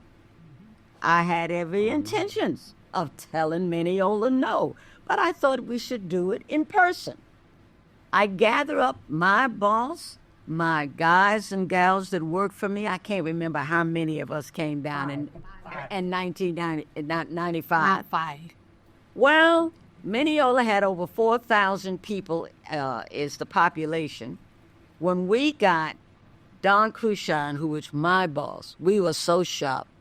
I swear I think all 4,000 people was at the meeting when we came in. At City Hall. At City Hall. With the band. I with never the school seen band. so many people that come to talk about a station stop. There was one, and I'm listening, and there was one gentleman who stood up in his coveralls, and he says, my dad used to take me on the train down to Dallas, and I remember that to this day. So he had to be in his 70s then, he says. And Amtrak should stop where people want you. And we in Mineola, we want you. Well, that was it. Well, That was it. I said, we have got to stop here. That was it. So we went back to Chicago, Don Crushon and I, and prepared to persuade our president on why we should stop at Mineola. Barbara. We also had a lot of people at that meeting from the surrounding communities. That's right. Because we were the local station. So we had a lot of support for this. And I'll never forget Joy saying to me, "You've asked for the train. What has..." Well, first she said, "Hi, darling." This is Joy Smith. I'm with Amtrak. And then she said, "What has been the answer?" And I said, "Every time it's negative. We get a big no." And she said, "Well, darling, there's a woman in charge now, and it's going to all be different." And it was wonderful. Ladies and gentlemen, the reason, tying this together, the reason that we are introducing this story, this remarkable story of the saving of the Texas Eagle, is because had not Mineola successfully lobbied and gotten a stop 4 years later, or less than 4 years later, when Amtrak decided to eliminate the Texas Eagle, there would have been no incentive for the city of Mineola to step up and say, "Wait 1 minute here." But wait, what we have to say now, we inaugurated the stop. The inauguration day was a fantastic day. Willie Brown sent his, came with Paul Getty's private plane and Paul Getty's grandson to the inauguration. This is in April of 1996. Correct. Mm-hmm. Correct. Lord and behold, by the time August of 96, we're talking about eliminating the service. Oh, yeah. And that was just unbelievable to us. And there was no way. What could we do? It was Mineola who spearheaded it. It was Mineola who got a hold of Senator K. Belly Hutchison.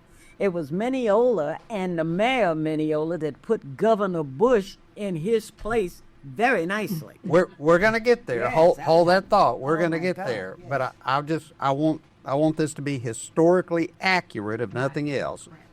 And so, Mayor Boswell, don't let me misspeak, but I want to reiterate or ask you specifically. I am thinking that if Amtrak was still going through Mineola at 80 miles an hour, that there would have been, and somebody said they're pulling off the Texas Eagle, Mineola would have said, "Well, good luck." I don't know that there would have been the personal stake that you now had in it. In fact, there's no reason for you to remember this, but very early on you said these words to me. I don't know that they were confidential, but it was just a one-on-one conversation. You said, "No one likes to lose, and we're not going to lose this."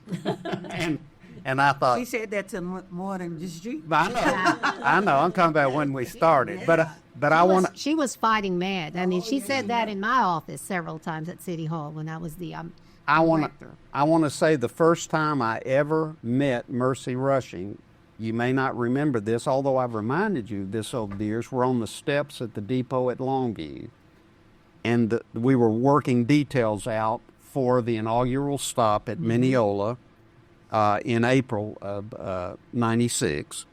And I said these words to you. I said, "Just relax. After we get by all of this, I can assure you Amtrak is going to try to pull your train off at some point." And you looked at me like, yeah.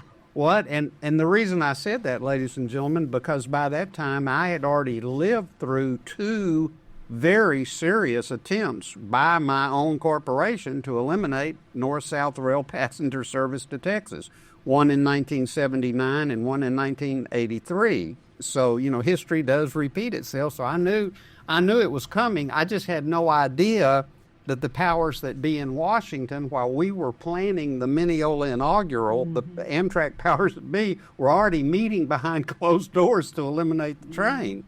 So imagine those dynamics at work when two arms of the company are headed in two separate directions. All right, so who wants to talk about that wonderful day of April 29, 1996, and I think more than 4,000 people turned out at Mineola. Over 5,000 people. Over 5,000 people. Tell us about those events, Mercer. Well, all I know is we knew we needed to put together an event, and less than 3 months to do it. Maybe, 2 months to do it. And Mayor Boswell, when I was giving my report at the city council meeting, actually, I was letting them know that we have to put on, the biggest party, the biggest event, so that the media will be here. And this is historic. I mean, they hadn't added a new stop, if I remember correctly, in 20 years. 20 years. They have never added a stop, at least in Texas. On the route of the Texas Eagle. That's correct. So this is very historic. So I told them, I said, Mineola's really got to put in I know they think of us as a little town. That's always the thing. But we in Mineola, we think we can do anything. It's not about the size. It wasn't about the size. It's about how can we do this. And when somebody tells you you can't do it, that's when we want to do it. So I was there, and at the same time I said that, Mayor Boswell, God love her, said, yes, Mercy, you're right. We are, you're in charge, you and Barbara, and we're going to do this, and we're going to do it big, but we are not spending any tax dollars, funds doing this, which means that we needed to raise it internally, for the city, but through sponsorships and gifts. Well, that was cool, finding that out. I had 2 months to gather up money. Anyway, at the end, we ended up with almost over $37,000 that we got, and that's how we put on this party. And a lot of begging. A lot of people did things for free for us, and that helped a lot. And I'm proud to say that we did not use any property taxes for this event or any, city funds, city general funds. Yes, that was just wonderful. How did you raise that money, Barbara? Did you solicit businesses? Everybody. We sold seats. We really and truly. You sold seats. We sold seats.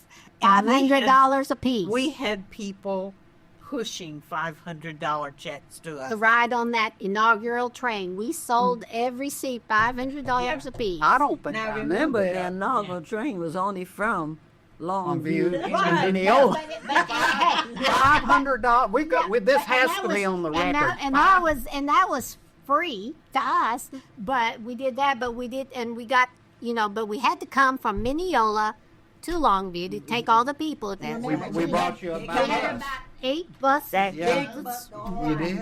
And thanks to Tim Hancock, Tim Hancock, who gave us those buses for free. And he's from Colleen. He had these buses that took us there first class all the way, including Mayor Brown and everybody was on that. We had over 600 people, I believe, that got on. And when we came in on that train and we came into Mineola, Mercy and I cried. Yes, we did. Yes, it Yeah. Wait. Now I have to reiterate this. Well, now let me. $500 per seat from Longview. I've never heard that How story. long a time is that? 48 minutes. But it included. Let me say Okay, what did it include? the Denims and Diamonds, which is a barbecue cookout with music and everything out in the That's right. country. Like was it your beverage, live music? Oh, it was wonderful. We had this big barn where they had the chandelier that hung up. That had. That's right. Do you remember that? I do. Absolutely. So they got to mingle with the people that came in. Brown, Mayor Brown then of San Francisco, that we had some Stanley, which is played football. I forgot where from, but he was from the Hawkins area, but he was a professional football. We had some celebrities that they were around with, and plus the train ride. So. Yeah, we had. It was just, and it was all free. The food was free once they got there, but everybody dressed up in their finest Western, Yes. what I Western call wear. it, denims and diamonds, right? We also had many elected officials show up. Oh, absolutely. Many. All over the Yes. different cities. I mean, from Canton, Tyler was there. Canton was there. We had some from Austin. They came in. I mean, there was a lot of people.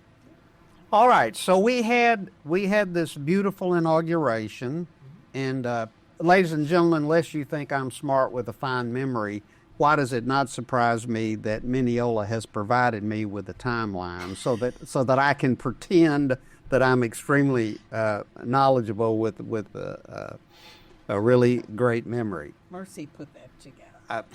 This is remarkable. So on July 15th of '96, Mayor Boswell receives a letter from Amtrak congratulating her on the terrific response of the new service with a ridership of about 600 people in 6 weeks, along with the attendant revenues. Then I'm going to ask Mayor Boswell to take us into the deep dive. On August 8, 1996, you're minding your own business, being mayor of Mineola, Texas, and you get a phone call from the president of Amtrak, Tom Downs. Take it from there.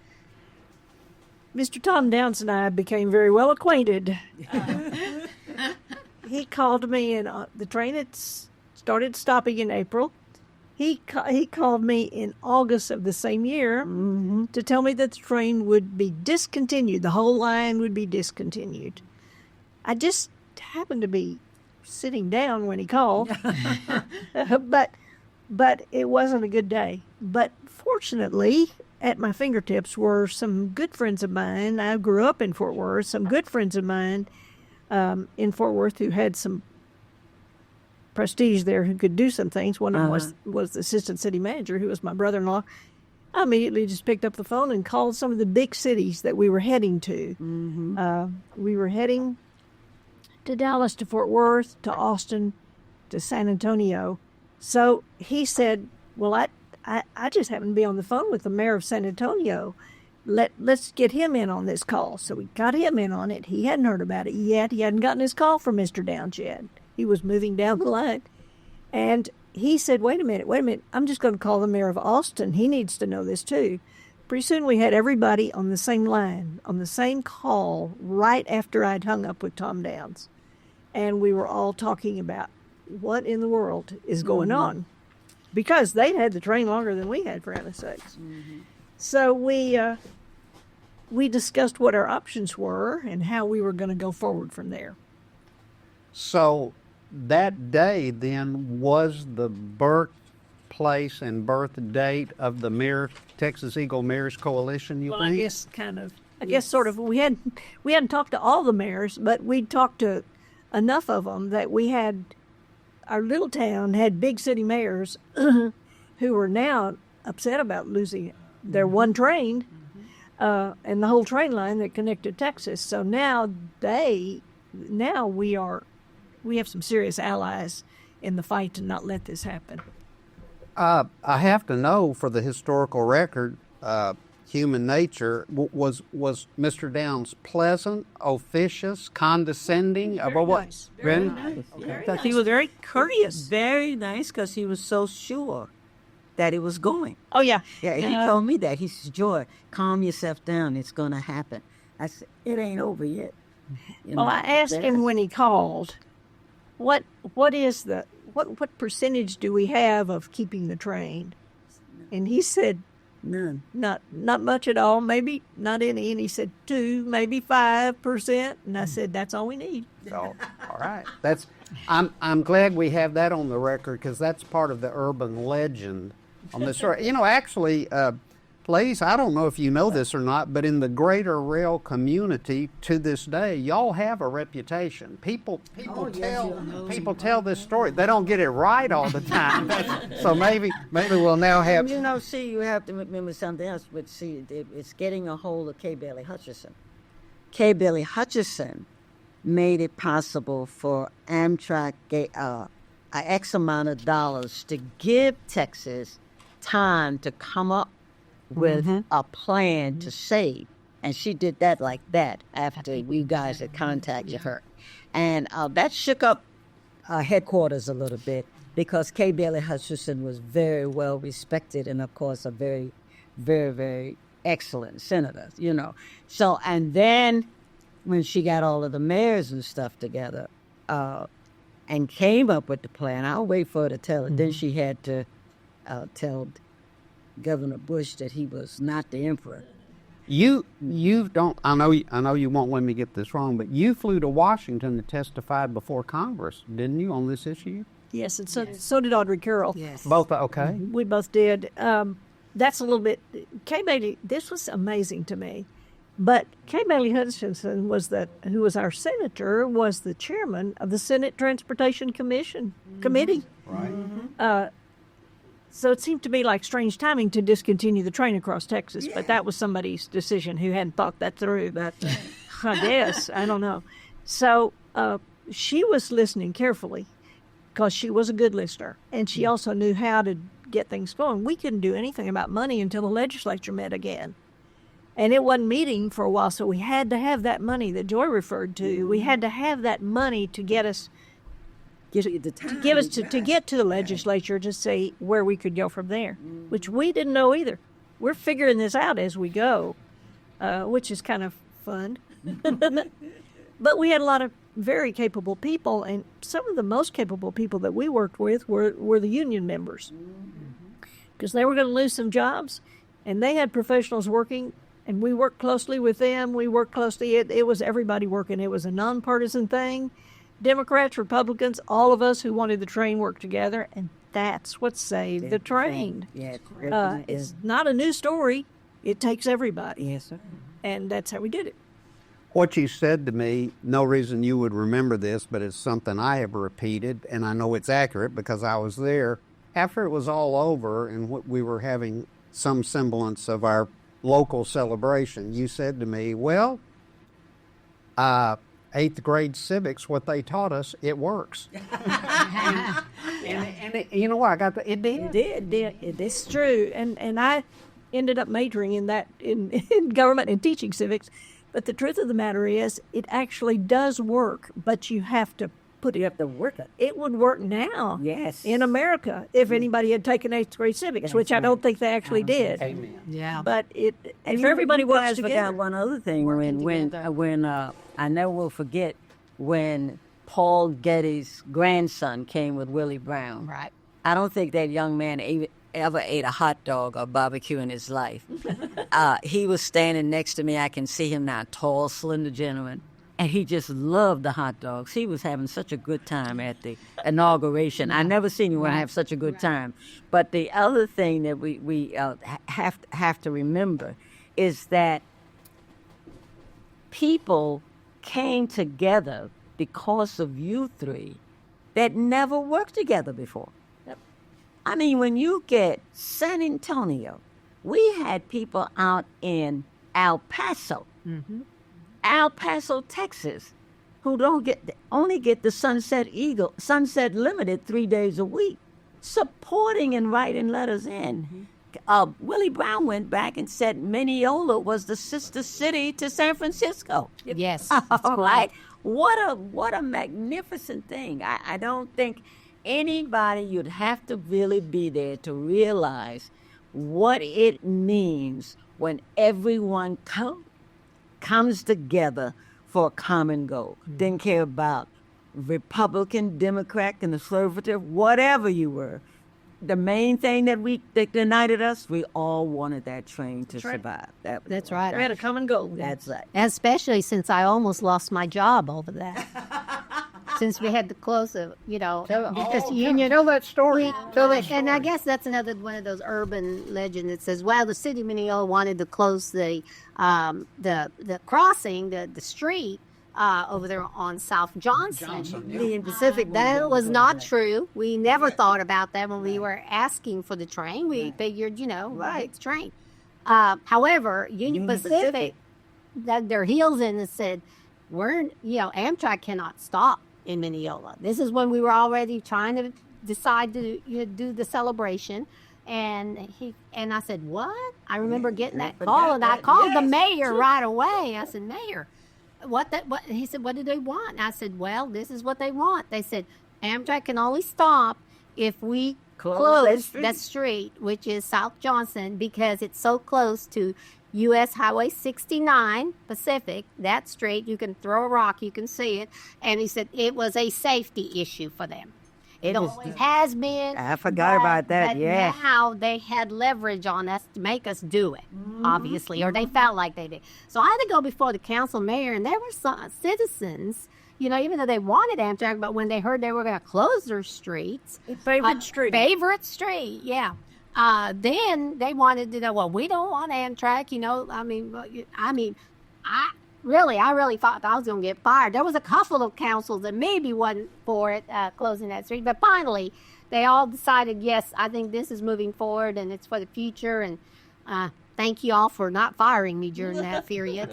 And then when they said they were going to quit stopping, well, right away, there was already people that was saying, oh, this isn't going to last. Yeah, because I think people need to understand. Amtrak's going to go They own the away. tracks.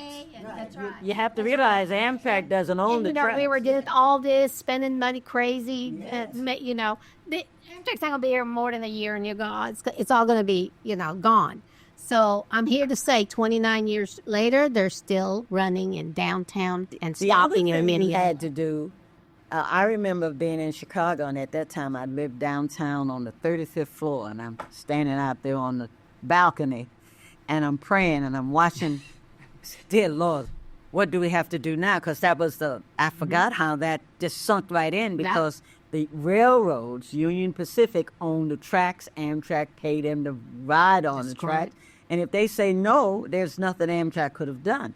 But then after you ran over that hustle, then you had to find the station. And I believe that was a senior citizen center or something where the station is. Yeah, that's another reason I almost got fired. I had to move the Meals of Wheels out of the depot and find them a place so they can gather. And some of those older citizens never forgot that. Oh, yes, I was not popular at that time. Am I remembering? Go ahead, Barbara. Go ahead. Not everyone loved us. Am I remembering a particularly contentious city council meeting over the closing of South Johnson Street? Well, that made the news. Yes. Well, we had Union Pacific called us. They said, we want to send a representative down to Mineola and let him just talk about the closing of it.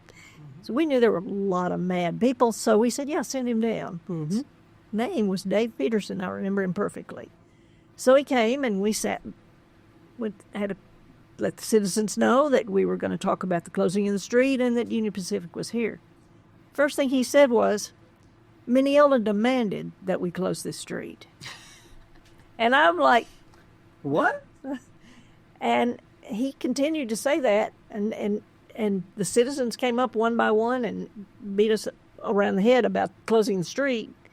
When he was finally through, he was sitting on my right. I said, I haven't said a word through this whole meeting. Now, Mr. Peterson, it's my turn to talk, and I'm going to explain what happened. You just raise your hand or tap the table something when I say something that's not true. Mm-hmm. So I gave the true story. He never he never stopped me, and we were able to finally get the citizens with Union Pacific sitting there, finally got to hear the true story. And we had the people at that meeting, they didn't leave, they did leave mad, but not mad at us anymore. Right. That was the point of it. He was at the celebration too. Was he? Yeah.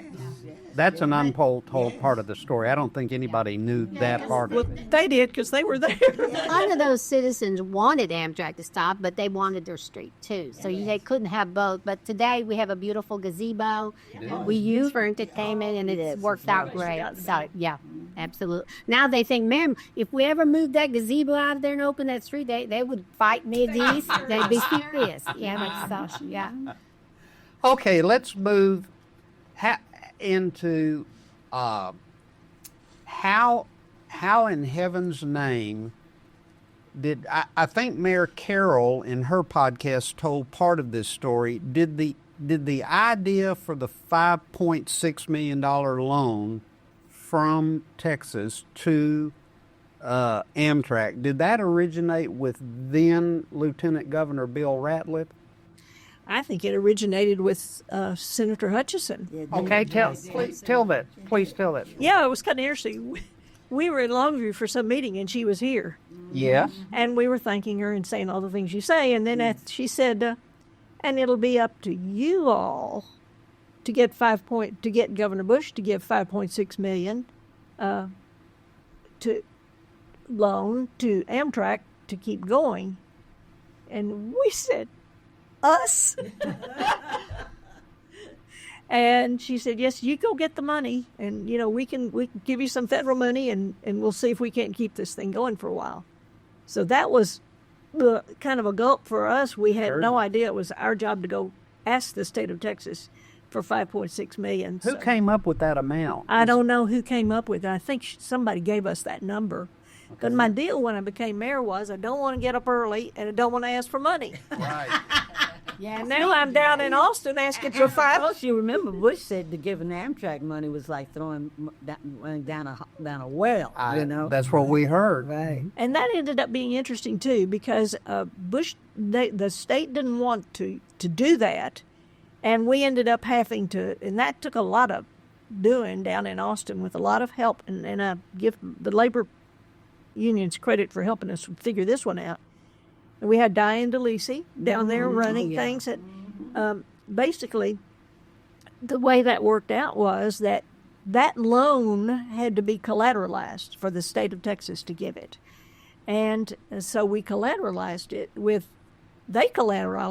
train cars. Correct. Which we didn't want. But you worked that deal out. I worked the deal out, but it was the way it ended up. That if we got all these train cars, and then they didn't pay back their loan. Now we own the train cars. Then we got to sell the train cars, and if that doesn't cover $5.6 million, then each little city along the route, each city, big and little, would make up the difference. Now that to me sure was unbelievable and scary. Unbelievable and scary. Yes. All right, we can get this money. But now we got to make sure we pay this money back, and every city along the Texas Eagle and Texas along the route have to agree that they would pay the money. And to get all of the cities along the route to say they would pay the money back, that just... But the way that ended up working, because I was getting some resistance from some of my Mineola people who didn't think we could exactly go in on a $5.6 million. We're just a little town. That's right. So we ended up saying, the deal we ended up making was, we'll pay it back. And this was Bruce Todd, who was mayor of Austin, who came up with this idea. Thank goodness. we'll pay it back proportional to the size of your city. Right. So some little town in Arkansas that we stopped at said, the man said, well, I think I can do that, because if my city council would agree, I could pay our part out of my wallet. So that was good. Here's the part of that story that I never understood, that I never knew. So did somebody have to go to each city and contact them and say, are you agreeable? Sure. Yes. The representative from that city had to persuade each city council that this is something we need to do. And were you the clearinghouse? Who did they report back to that it's done deal? Was it you? Okay. It was Celia. And we got it. I remember also, I think, the thing's amazing as you sit here and you remember how the thing just keeps flying back and sit in my mind, is that I think Celia had to go and tell Downs that what they had put up for collateral wasn't enough and we needed some more. And that was like at 10 o'clock at night, wasn't it? Tell us that story. Well, somehow I ended up in Austin at night at some kind of a finance committee meeting with somebody who didn't want to do this. And he was, I don't remember his name, but he was a representative, and he was very much thinking this wasn't a good deal for Texas. So he just said, if you think however many train cars they've committed is enough to pay this loan back, you're crazy, get some more. So at that point, I had no shame. I was I was calling people whenever I wanted to. It's 10 o'clock at night. Remember, how did you get Tom Down's home number to call him? I don't know how I got that, but I had it. Okay. Yeah. So I ended up calling Mr. Downs at late at night. He told me was 10 o'clock. just coming in from somewhere. In fact, his wife answered, and she said, "Well, just a minute. Oh, he's just coming in the door." And she says, "Tom, it's that lady from Texas." And I think that. But then we got the deal done. Yes, That's the we only did. part that really matters. But it was kind of interesting. Well, what's interesting is nobody knows what it really took behind the scenes to get to that point to where a train was actually saved. Because, ladies and gentlemen, there were 3 trains that Amtrak called for eliminating. The Pioneer from Seattle, Washington, down to Salt Lake City, and the Desert Wind from Salt Lake City to Los Angeles, and the Texas Eagle. Well, I'm here to tell you, as Mayor Boswell said at the beginning of our podcast, this story is 30 years old. Indeed it is, but 30 years later, there is still no Pioneer. And there is still no Desert Wind, That's right. which I think leads us to believe there would have been no Texas Eagle. Now, remember, we had one more hurdle after we went through all of that. And It was always a lot. Tom Down says, I should tell you what he said to me. He says, thank God you only have one Celia Boswell. Can you imagine if we had a Celia Boswell across the country? I said, yeah, we'd have... Amtrak would be solvent today.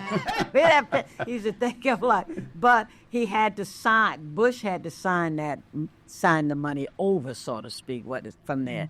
And I never will forget it. I was in Little Rock for a meeting, and I'm waiting for y'all to tell me that it's a done deal. I was so nervous, I said, I've got to do something to calm myself down. The motion picture, Time to Kill, had just come out.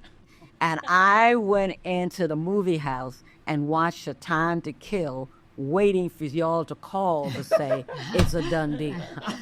Right? And when I come out that movie house, he said, we're in business. I just hollered in the middle of the theater thing, and the people looked around, are you all right? You all right? I said, hallelujah, I'm all right. That's right. All the employees, do you remember, so many employees, not only are out of Chicago where the train originated from, but all the employees that work in Texas, all of them would have lost their jobs. And they were there. Right. They were there too. Oh, it was just wonderful. What y'all didn't see too behind the scene is there was many evenings and weekends that we worked, because Celia Boswell would call us and we'd come in at the office, and she worked every day. She normally wouldn't have to do that, but she'd come in every day in her office because we would be there, and we'd call Barbara, and we'd be writing letters or doing presentations, and there was a lot. It was a lot of extra work that was going on behind the 3 scenes. o'clock in the morning. Absolutely. So talking about the employees, Joy, I would have the people I didn't know would call me and say, my family's, we've got a contract, we're going to build a house. Should we build a house? Are we going to lose our jobs? Is it going to close? I'd say, I don't know. I can't tell you for sure. If I may add one other thing, when you talk about the men and women that work on the Texas Eagle, the men and women that work in the stations all along the route, the mechanical guys, the commissary guys. When you talk about that, once the train was said it was saved, safety is a very big deal on the railroad. Mm-hmm. Every employee that worked the Texas Eagle, from conductors, engineers, train attendants, LSAs, ticket clerks, baggage people, mechanical people, went 2 years without a single injury, and that was in honor of Mineola saving their jobs. So that's all the way from Chicago to San Antonio, not just Texas. To San Antonio, and the part that went from San Antonio out to LA. 2 years without a single injury. Awesome. That's awesome. That's great. You couldn't tell that. I want to get this in while we're talking about the loan. I don't think any of you know this, or if you do, it wasn't communicated to me. I've done a 3-part podcast with Mark Kane. Remember that name? Mark. Okay, and He's the one that said get rid of him. he's a big fan of the Texas Eagle today. That's good. But Mr. Kane I did a 3-part series with him last year, and he was very forthcoming. In fact, you can watch it on the YouTube channel, Seen Some Trains Before. It's a 3-part, it's rather lengthy, 3-part podcast with Mr. Kane, but he's very honest about this process and gives the exact same presentation that he gave to the board on why the Texas Eagle should be eliminated. It's in that podcast. But something I did not know that he freely confessed, did you know that if Amtrak had not received the $5.6 million the month that it did, Amtrak nationally would not have met payroll that next quarter? Wow. And so the Texas loan saved this entire corporation. It did. And I never had heard that before. It did. And I said, well, what? I didn't tell you. I asked the question in the podcast. Well, what? You know, not make pay. You mean the checks would have bounced? Wow. Well, that's a neat story. I like that. That's good. So all of Amtrak. And I also want to tell this story. I apologize. It's a tiny bit sexist, but it's just part of the story, and I want to get this on the record. Gene Price, I think Mayor Boswell, I know y'all remember. You'd remember Gene, but Gene passed away last year. God rest his soul. What a fine man. But we were in California for a meeting in the middle of this battle, and there was an Amtrak vice president named Ann Hoey. She was vice president of passenger service, and I got a call in my hotel room in California, and Gene said, I didn't know Miss Hoey.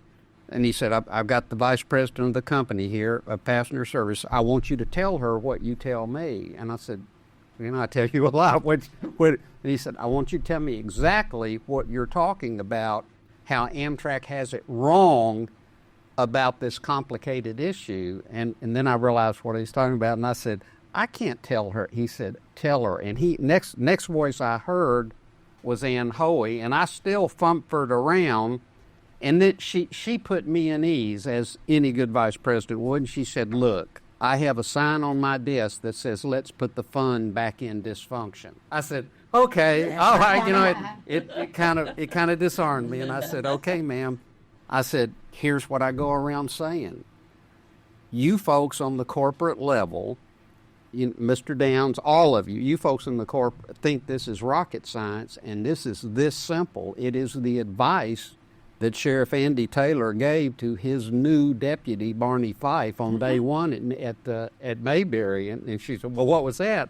And I said, it's this simple. Barney, don't never mess with the ladies' auxiliary. And I said, it's that simple, ma'am. That's what you have done. You have messed with the ladies' auxiliary, and you are reaping what you have sowed. Don Cushan, who was my boss at that time, God bless him, he died. Yeah, Don died. And in fact, I just seen his sons, got sons now. But Don Cushan, when he come back, it just what blew his mind is when we're standing in Longview on Inauguration Day, and all those buses come in with police escort. Yes. We had the police escort out and police escort in. Police escort. We got both. Don said, where is there's no man in this group? I said, no. I said, only one. I said, Griff. I said, but other than that, the women of Mineola is taking over. Their husbands are behind them 100%. He could not get over women. He says, did they grow up in the railroad? I said, they don't know a damn thing about the railroad. I said, what they know is what's good for their city. That's right. And they have proven it to us. That he spoke about that, guys, for years. He just could not get over that. He could not get over that. Right? You know how I felt about that? I was very, not just because of Mineola as well. I just felt like if the Northern Corridor has trains, and they're always on time, I think Texas and the rest of the country, not just Texas, should have trains as well as another form of transportation for its citizens and surrounding citizens. Because not everybody fly. Not everybody want to get on a bus. But, you know, train is another form. And if you go outside of the United States and you go to Europe, you go to Asia, it is a way of life. And they are very proud of it, and it runs like an all really well, and for the United States, we can do better, and we still to this day can do better. Right. You know, we keep building roads, and to me, you know, like we're building them higher and higher. I'm getting to where I feel like I'm flying in my car when I'm going over. If you go to these larger cities, why can we not have a dedicated passenger rail? I agree. If other countries, third world countries have them, why can we in the U.S. not have it? That's the only question I have. If nothing else, what you remarkable ladies have done is to have left a legacy that the next generation can build upon, or not. But guess what? Ask the pioneer folks if they have a legacy. Ask the desert wind folk if they have a legacy. They don't. They've got to go back to day one and start all over. And look what you have done. I was going to use this for the ending of this podcast. And we're not there yet. But I'm going to go ahead and say it now. This was going to be my conclusion, ladies and gentlemen, but this is just a more appropriate timing. On behalf of every employee on the route of the Texas Eagle, every passenger that's ever ridden this train since 1996, every advocate, and every city that wants an Amtrak train and got one or is working to get one, thank you. Yes. Thank you for my retirement. Thank you for the ability to retire. Thank you for allowing me to finish a 54-year railroad career, which would have ended abruptly. But, ladies and gentlemen, I'm not just solo. I'm speaking for hundreds of people and thousands of passengers who know nothing of the shoulders that they're standing on. Thank you. Mm-hmm.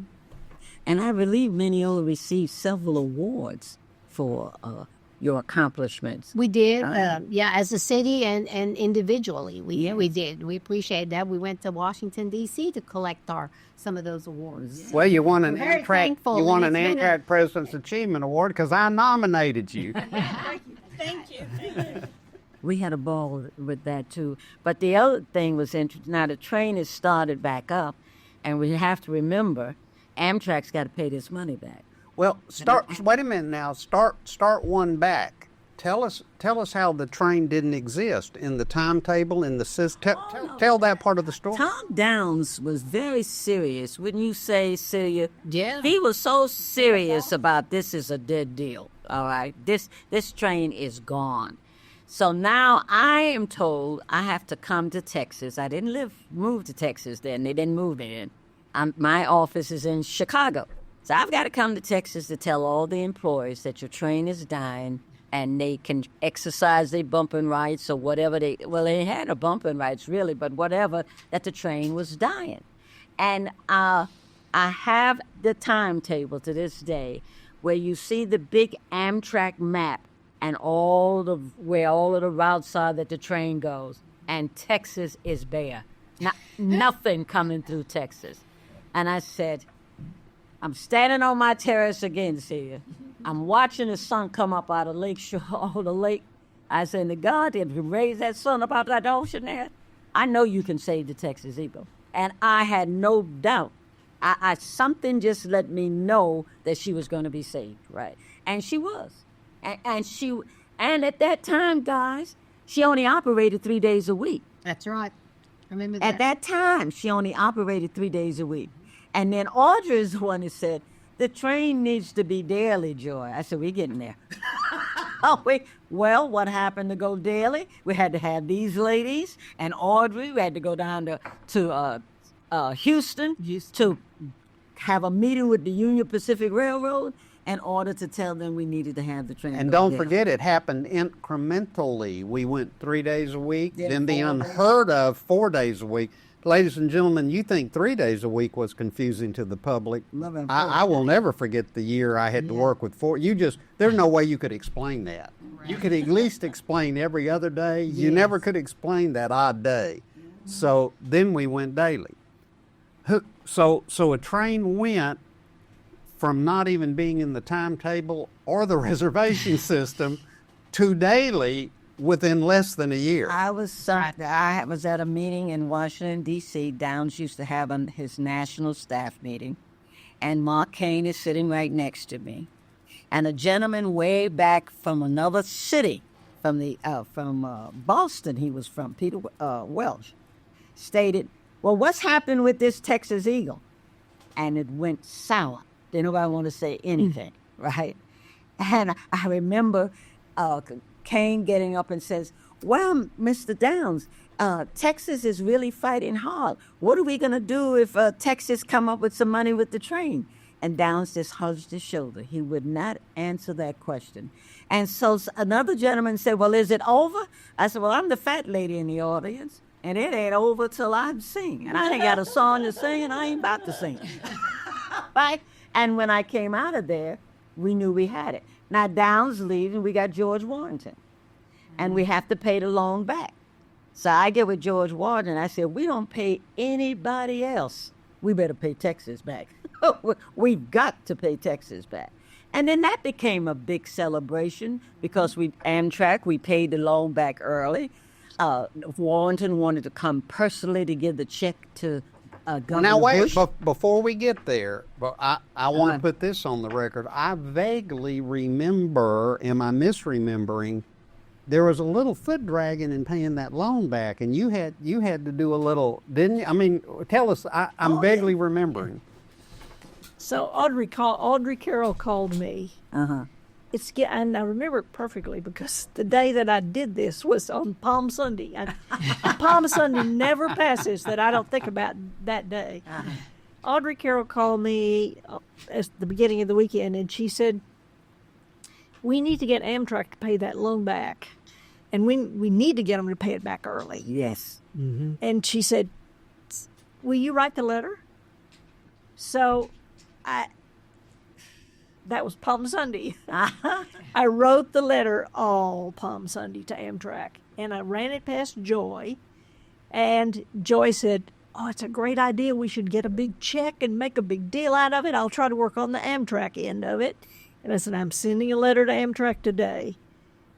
Took me all day to write the letter, why it was so important for them to pay it back. But one of the reasons it was important to pay it back was, because I remember putting this in the letter, because George W. Bush may very well end up being president of the United States, and you want him to have a good image of Amtrak. Amen. And I think that kind of helped helped push that because along, and that happened. I remember we were in the car driving down to Austin. George Warrington is flying into Austin.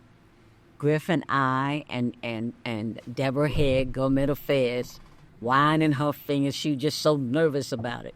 And I told Griff, I said, all of the agents in the stations, everybody went down to Austin to be there. Everybody was there. And I never will forget it. We walked into the area that Bush had. The news reporters were there.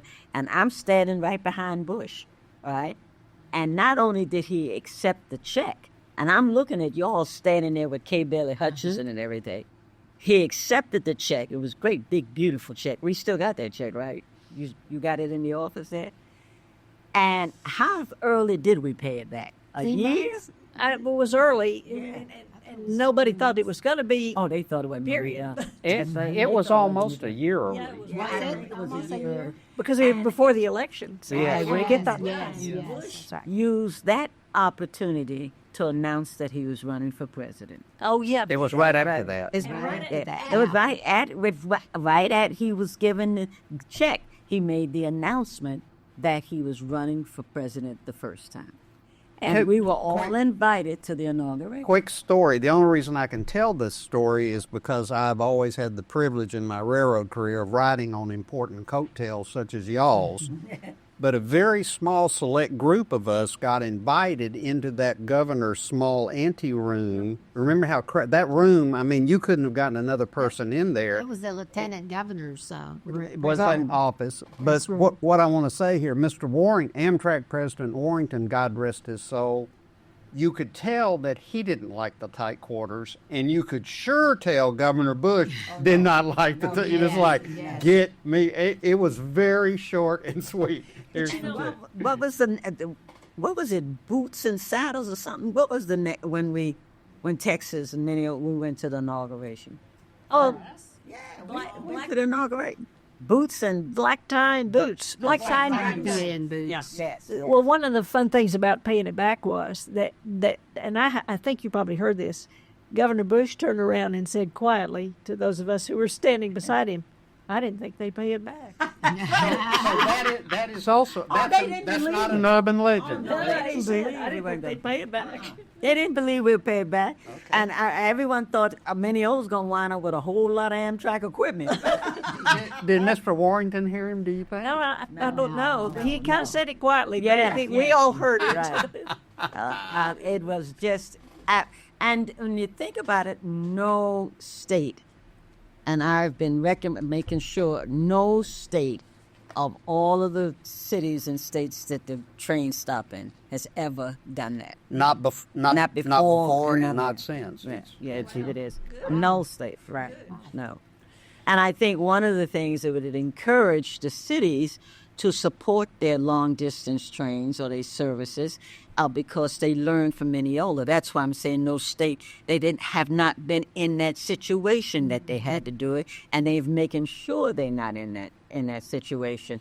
And that's because a small town like Mineola has led the way for other cities, major cities along various routes to dig their heels in and support their train service. You know, the newest one that's been on the rise now is a train called the Floridian, which goes from Chicago to Miami. Mm-hmm.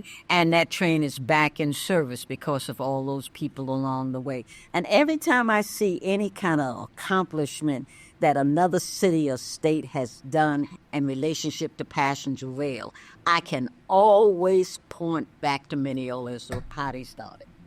It's just amazing what you ladies have done. Well, I tell you what, we got lots of calls there for that first 10 years anyway.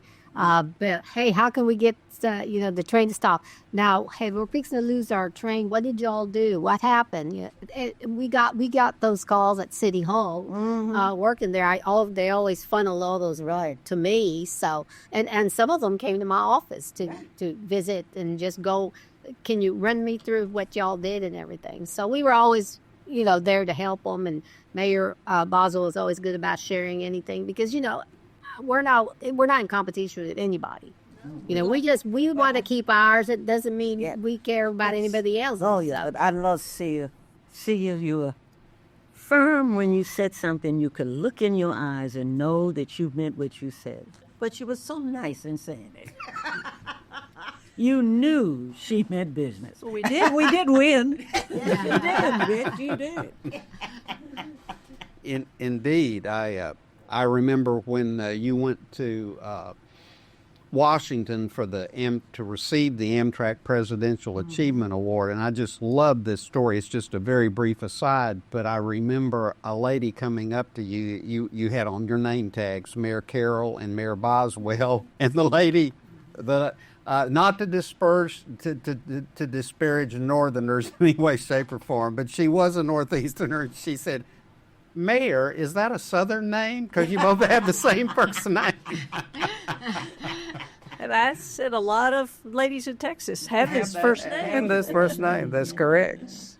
It was a wonderful, wonderful time, and as a result of it, sometimes you don't sit back and don't always have the opportunity, the blessing to see the results of your actions about something years later. But you can sit and look back, and I'm listening to, like you say, the cities that call or people that call.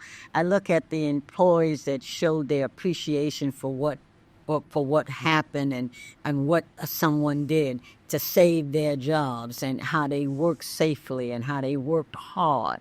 And then I look at how not only did Mineola have the stop, but it was ensured that the passengers they put on, when you did a fundraiser, you would buy 4 coaches loaded from Mineola to Dallas to stay overnight, to come back, and it was those 4 coaches was filled every year you did that fundraiser, you know. The wine train. The wine train. train. Actually, The wine when train. we quit, we had probably 5. Yes. You know, so Did you quit doing that? yeah. Well, we had to because of COVID, Oh, Yeah. and then when and it hasn't come back yet. cars were not available to us. They said they don't have enough cars. Yep. Unfortunately, the Amtrak of today is not as responsive to community needs and support as the Amtrak of our day. So the important thing is there's a train. Yep. It's there, This is right. and it ruined it. This has just opened it all back up. My memories are just Yeah, it's fun. You know. And I still say that I think Amtrak, you know, they can do a better job doing marketing in communities, not just in Dallas, not just in Chicago, I'm sorry, all over, or let us do what we used to do. They used to have a marketing person that would help and work with our marketing group in all the small towns. We would put aside our own little budget for our own marketing, but, you know, people don't even know. There's people that still come up to me, oh, you have a train, there is a passenger train that goes to Texas? Yeah. So it's getting those word out, and you know, even as little as doing those promotions like we do with the wine train, we did that not to make money for Mineola, which we did later on as it grew and it grew. We made our focus was to let people know that there is a passenger train that goes through Texas and it stops in Mineola, and let them have, you know, the experience and the opportunity of how that feels, because you know, they're thinking about the old passenger train, train, which is totally different than the new passenger trains that we now have. And so they're just blown away. And there's a lot of, you know, people that love trains. There's that fascination with trains. And I really think it could be a gold mine for Amtrak, but they put so little money in marketing. And that's where they really, you know, I always say, if you want to grow, you got to market. So, well, not too long ago, several months, I had a call from this lady, and she wanted to know when we were doing a wine train again. Right. Because all of her friends, they talked about it when they were playing canasta, and they all decided they wanted us to do a wine train.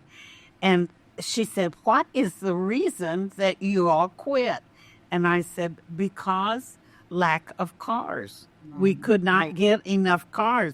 If we said we're going to do it, I think the last one we would have needed 5 cars. And that's right. Anita. We know how to do it, and Amtrak really does very little. We do everything. And we would do that in a heartbeat again, if, you know. And employees look forward to it too. Yes. Yes, It they was, did. It was a wonderful fundraiser for us. People drove You in had and people didn't even live in there and Mineola overnight from Louisiana to ride that train. Yeah. But I wish to say something publicly. I've been wanting to say this for years. But as you know, I retired in 2018, so I think this is time. If it was not for you ladies, and I have to say for you too, Griff, I would not have had, I don't believe it on my heart, the most fun, wonderful career working with the best people and employees in the world. Because after you saved the Texas Eagle, the president of Amtrak decided that I would be promoted to the general manager for the Southwest Division, and I would have to live in Texas. If you would have told me that I would be living in Texas, loving living in Texas, that I would be in charge of all that they put me in charge with, I would have bet you 100 to your 1,000 that wasn't going to be so. You made it possible for me to have the most wonderful career that I've ever could imagine having. I had a absolute living and working in Texas. It was just like going to the movies every day, so to speak. I popcorn and ice cream every day. I'm telling you, yes, we've had derailments, we had service disruptions, we had a lot of things that go back and forth with running any kind of business. But I loved every minute of it. And if it wasn't for you guys, I think I would still be working in Chicago. Or maybe not working at all. So thank you. But most of all, thank you for your wonderful friendship and the faith that you had in me. Thank you so much. You're welcome. She misses us. Yeah, oh, yes. Wait, I tell you, Amtrak, you know, it was constant. There was always something coming up that we were never bored. Yeah. And I, too, with my career, I've had some of the funnest memories and got to do a lot of things that I normally wouldn't have gone to do because of what we started out with Amtrak. And we've had other things. You know, it started there, but then Mineola grew and other things happened. Yes. So I think that we had a lot of fun. It was a lot of work, but we had a lot of fun. And most of the time I'd wake up and my husband said, "You think it's going to work?" And I said, "Oh, yeah, we got to, man. We got to stop. We got to keep this, man. I'm going to be out of a job. I did all this stuff, and they're only going to be here for 3 months. I mean, that's not going to work." But you did people to pay $500 a seat. Yep. Yeah, I'm glad we have that for the record, ladies and gentlemen. But 48-minute trip. But they had a great time. Everybody had fun, and they can remember that. I still get Do you along. remember how much we charged for the wine train? I don't. It I was just a remember. lot. Yeah. And we had people coming at us left and right. Yeah, we called it one of it. It's like a cruise, but it's on rails. Yeah. All inclusive. Ladies and gentlemen, what I would like to do here as we wrap this up is I'd like to go around the room and for you fine ladies to put in the thoughts that you want conveyed for, I loved what Mayor Boswell said at the beginning. We're talking, may not be anyone interested, but maybe somebody way after our time might be playing this and say, "Oh, so that's how it's done." You know, history does repeat itself. Mercy, let's begin with you. What is it? Here's what I'm looking for in this podcast, please. What is it that needs to be on the record that's not there? What's the untold story from your perspective? Well, as far as I'm concerned, it took a lot of people. It was a group effort. You know, the old saying, "It takes a village," is true. Mm-hmm. And you can't be scared to go against big corporations, Yes. big politicians. It's just a name. And you know what? One person can make a difference. Amen. But a whole group of people can really do a lot of difference. So I believe, and because of that, the tempo came along, and that has always been one of those groups that I've always was close to my heart, because it was a lot of people from all different cities, different states, and we were all working toward one goal. And you just got to focus, and anybody can do anything. Don't let anybody tell you, man, women, young, old, you can't do it. I feel like if I have to fight again, yes, it may take me a little slower because I'm a little older, but by God, I'll be there. Miss Smith, what's your untold story? What needs to be on the historical record from your perspective that hasn't been said? Well, sometimes the enemy is not out there, it's inside. And you have to recognize where the enemy is. And the enemy may be your own company. It was Amtrak who said, this is the only way that we can come up with saving money, and we have to eliminate the Texas Eagle. And as Mercy just said, you cannot be afraid to say, no, you're wrong. This is not the way to do it. And that's what saving the Texas Eagle said. It motivated my own company to be more positive. I saw a change in the people at the top. when they saw a little town like Mineola, Texas, 3 women mainly, Mercy and Sear and Barbara, made this whole thing happen. It really did. All right. And Audrey. Right. And Audrey, yes. And it goes back to one of the favorite things I love what Churchill said, never, never quit. And there's no such word as can't. No such word. You know, I think they've all said it.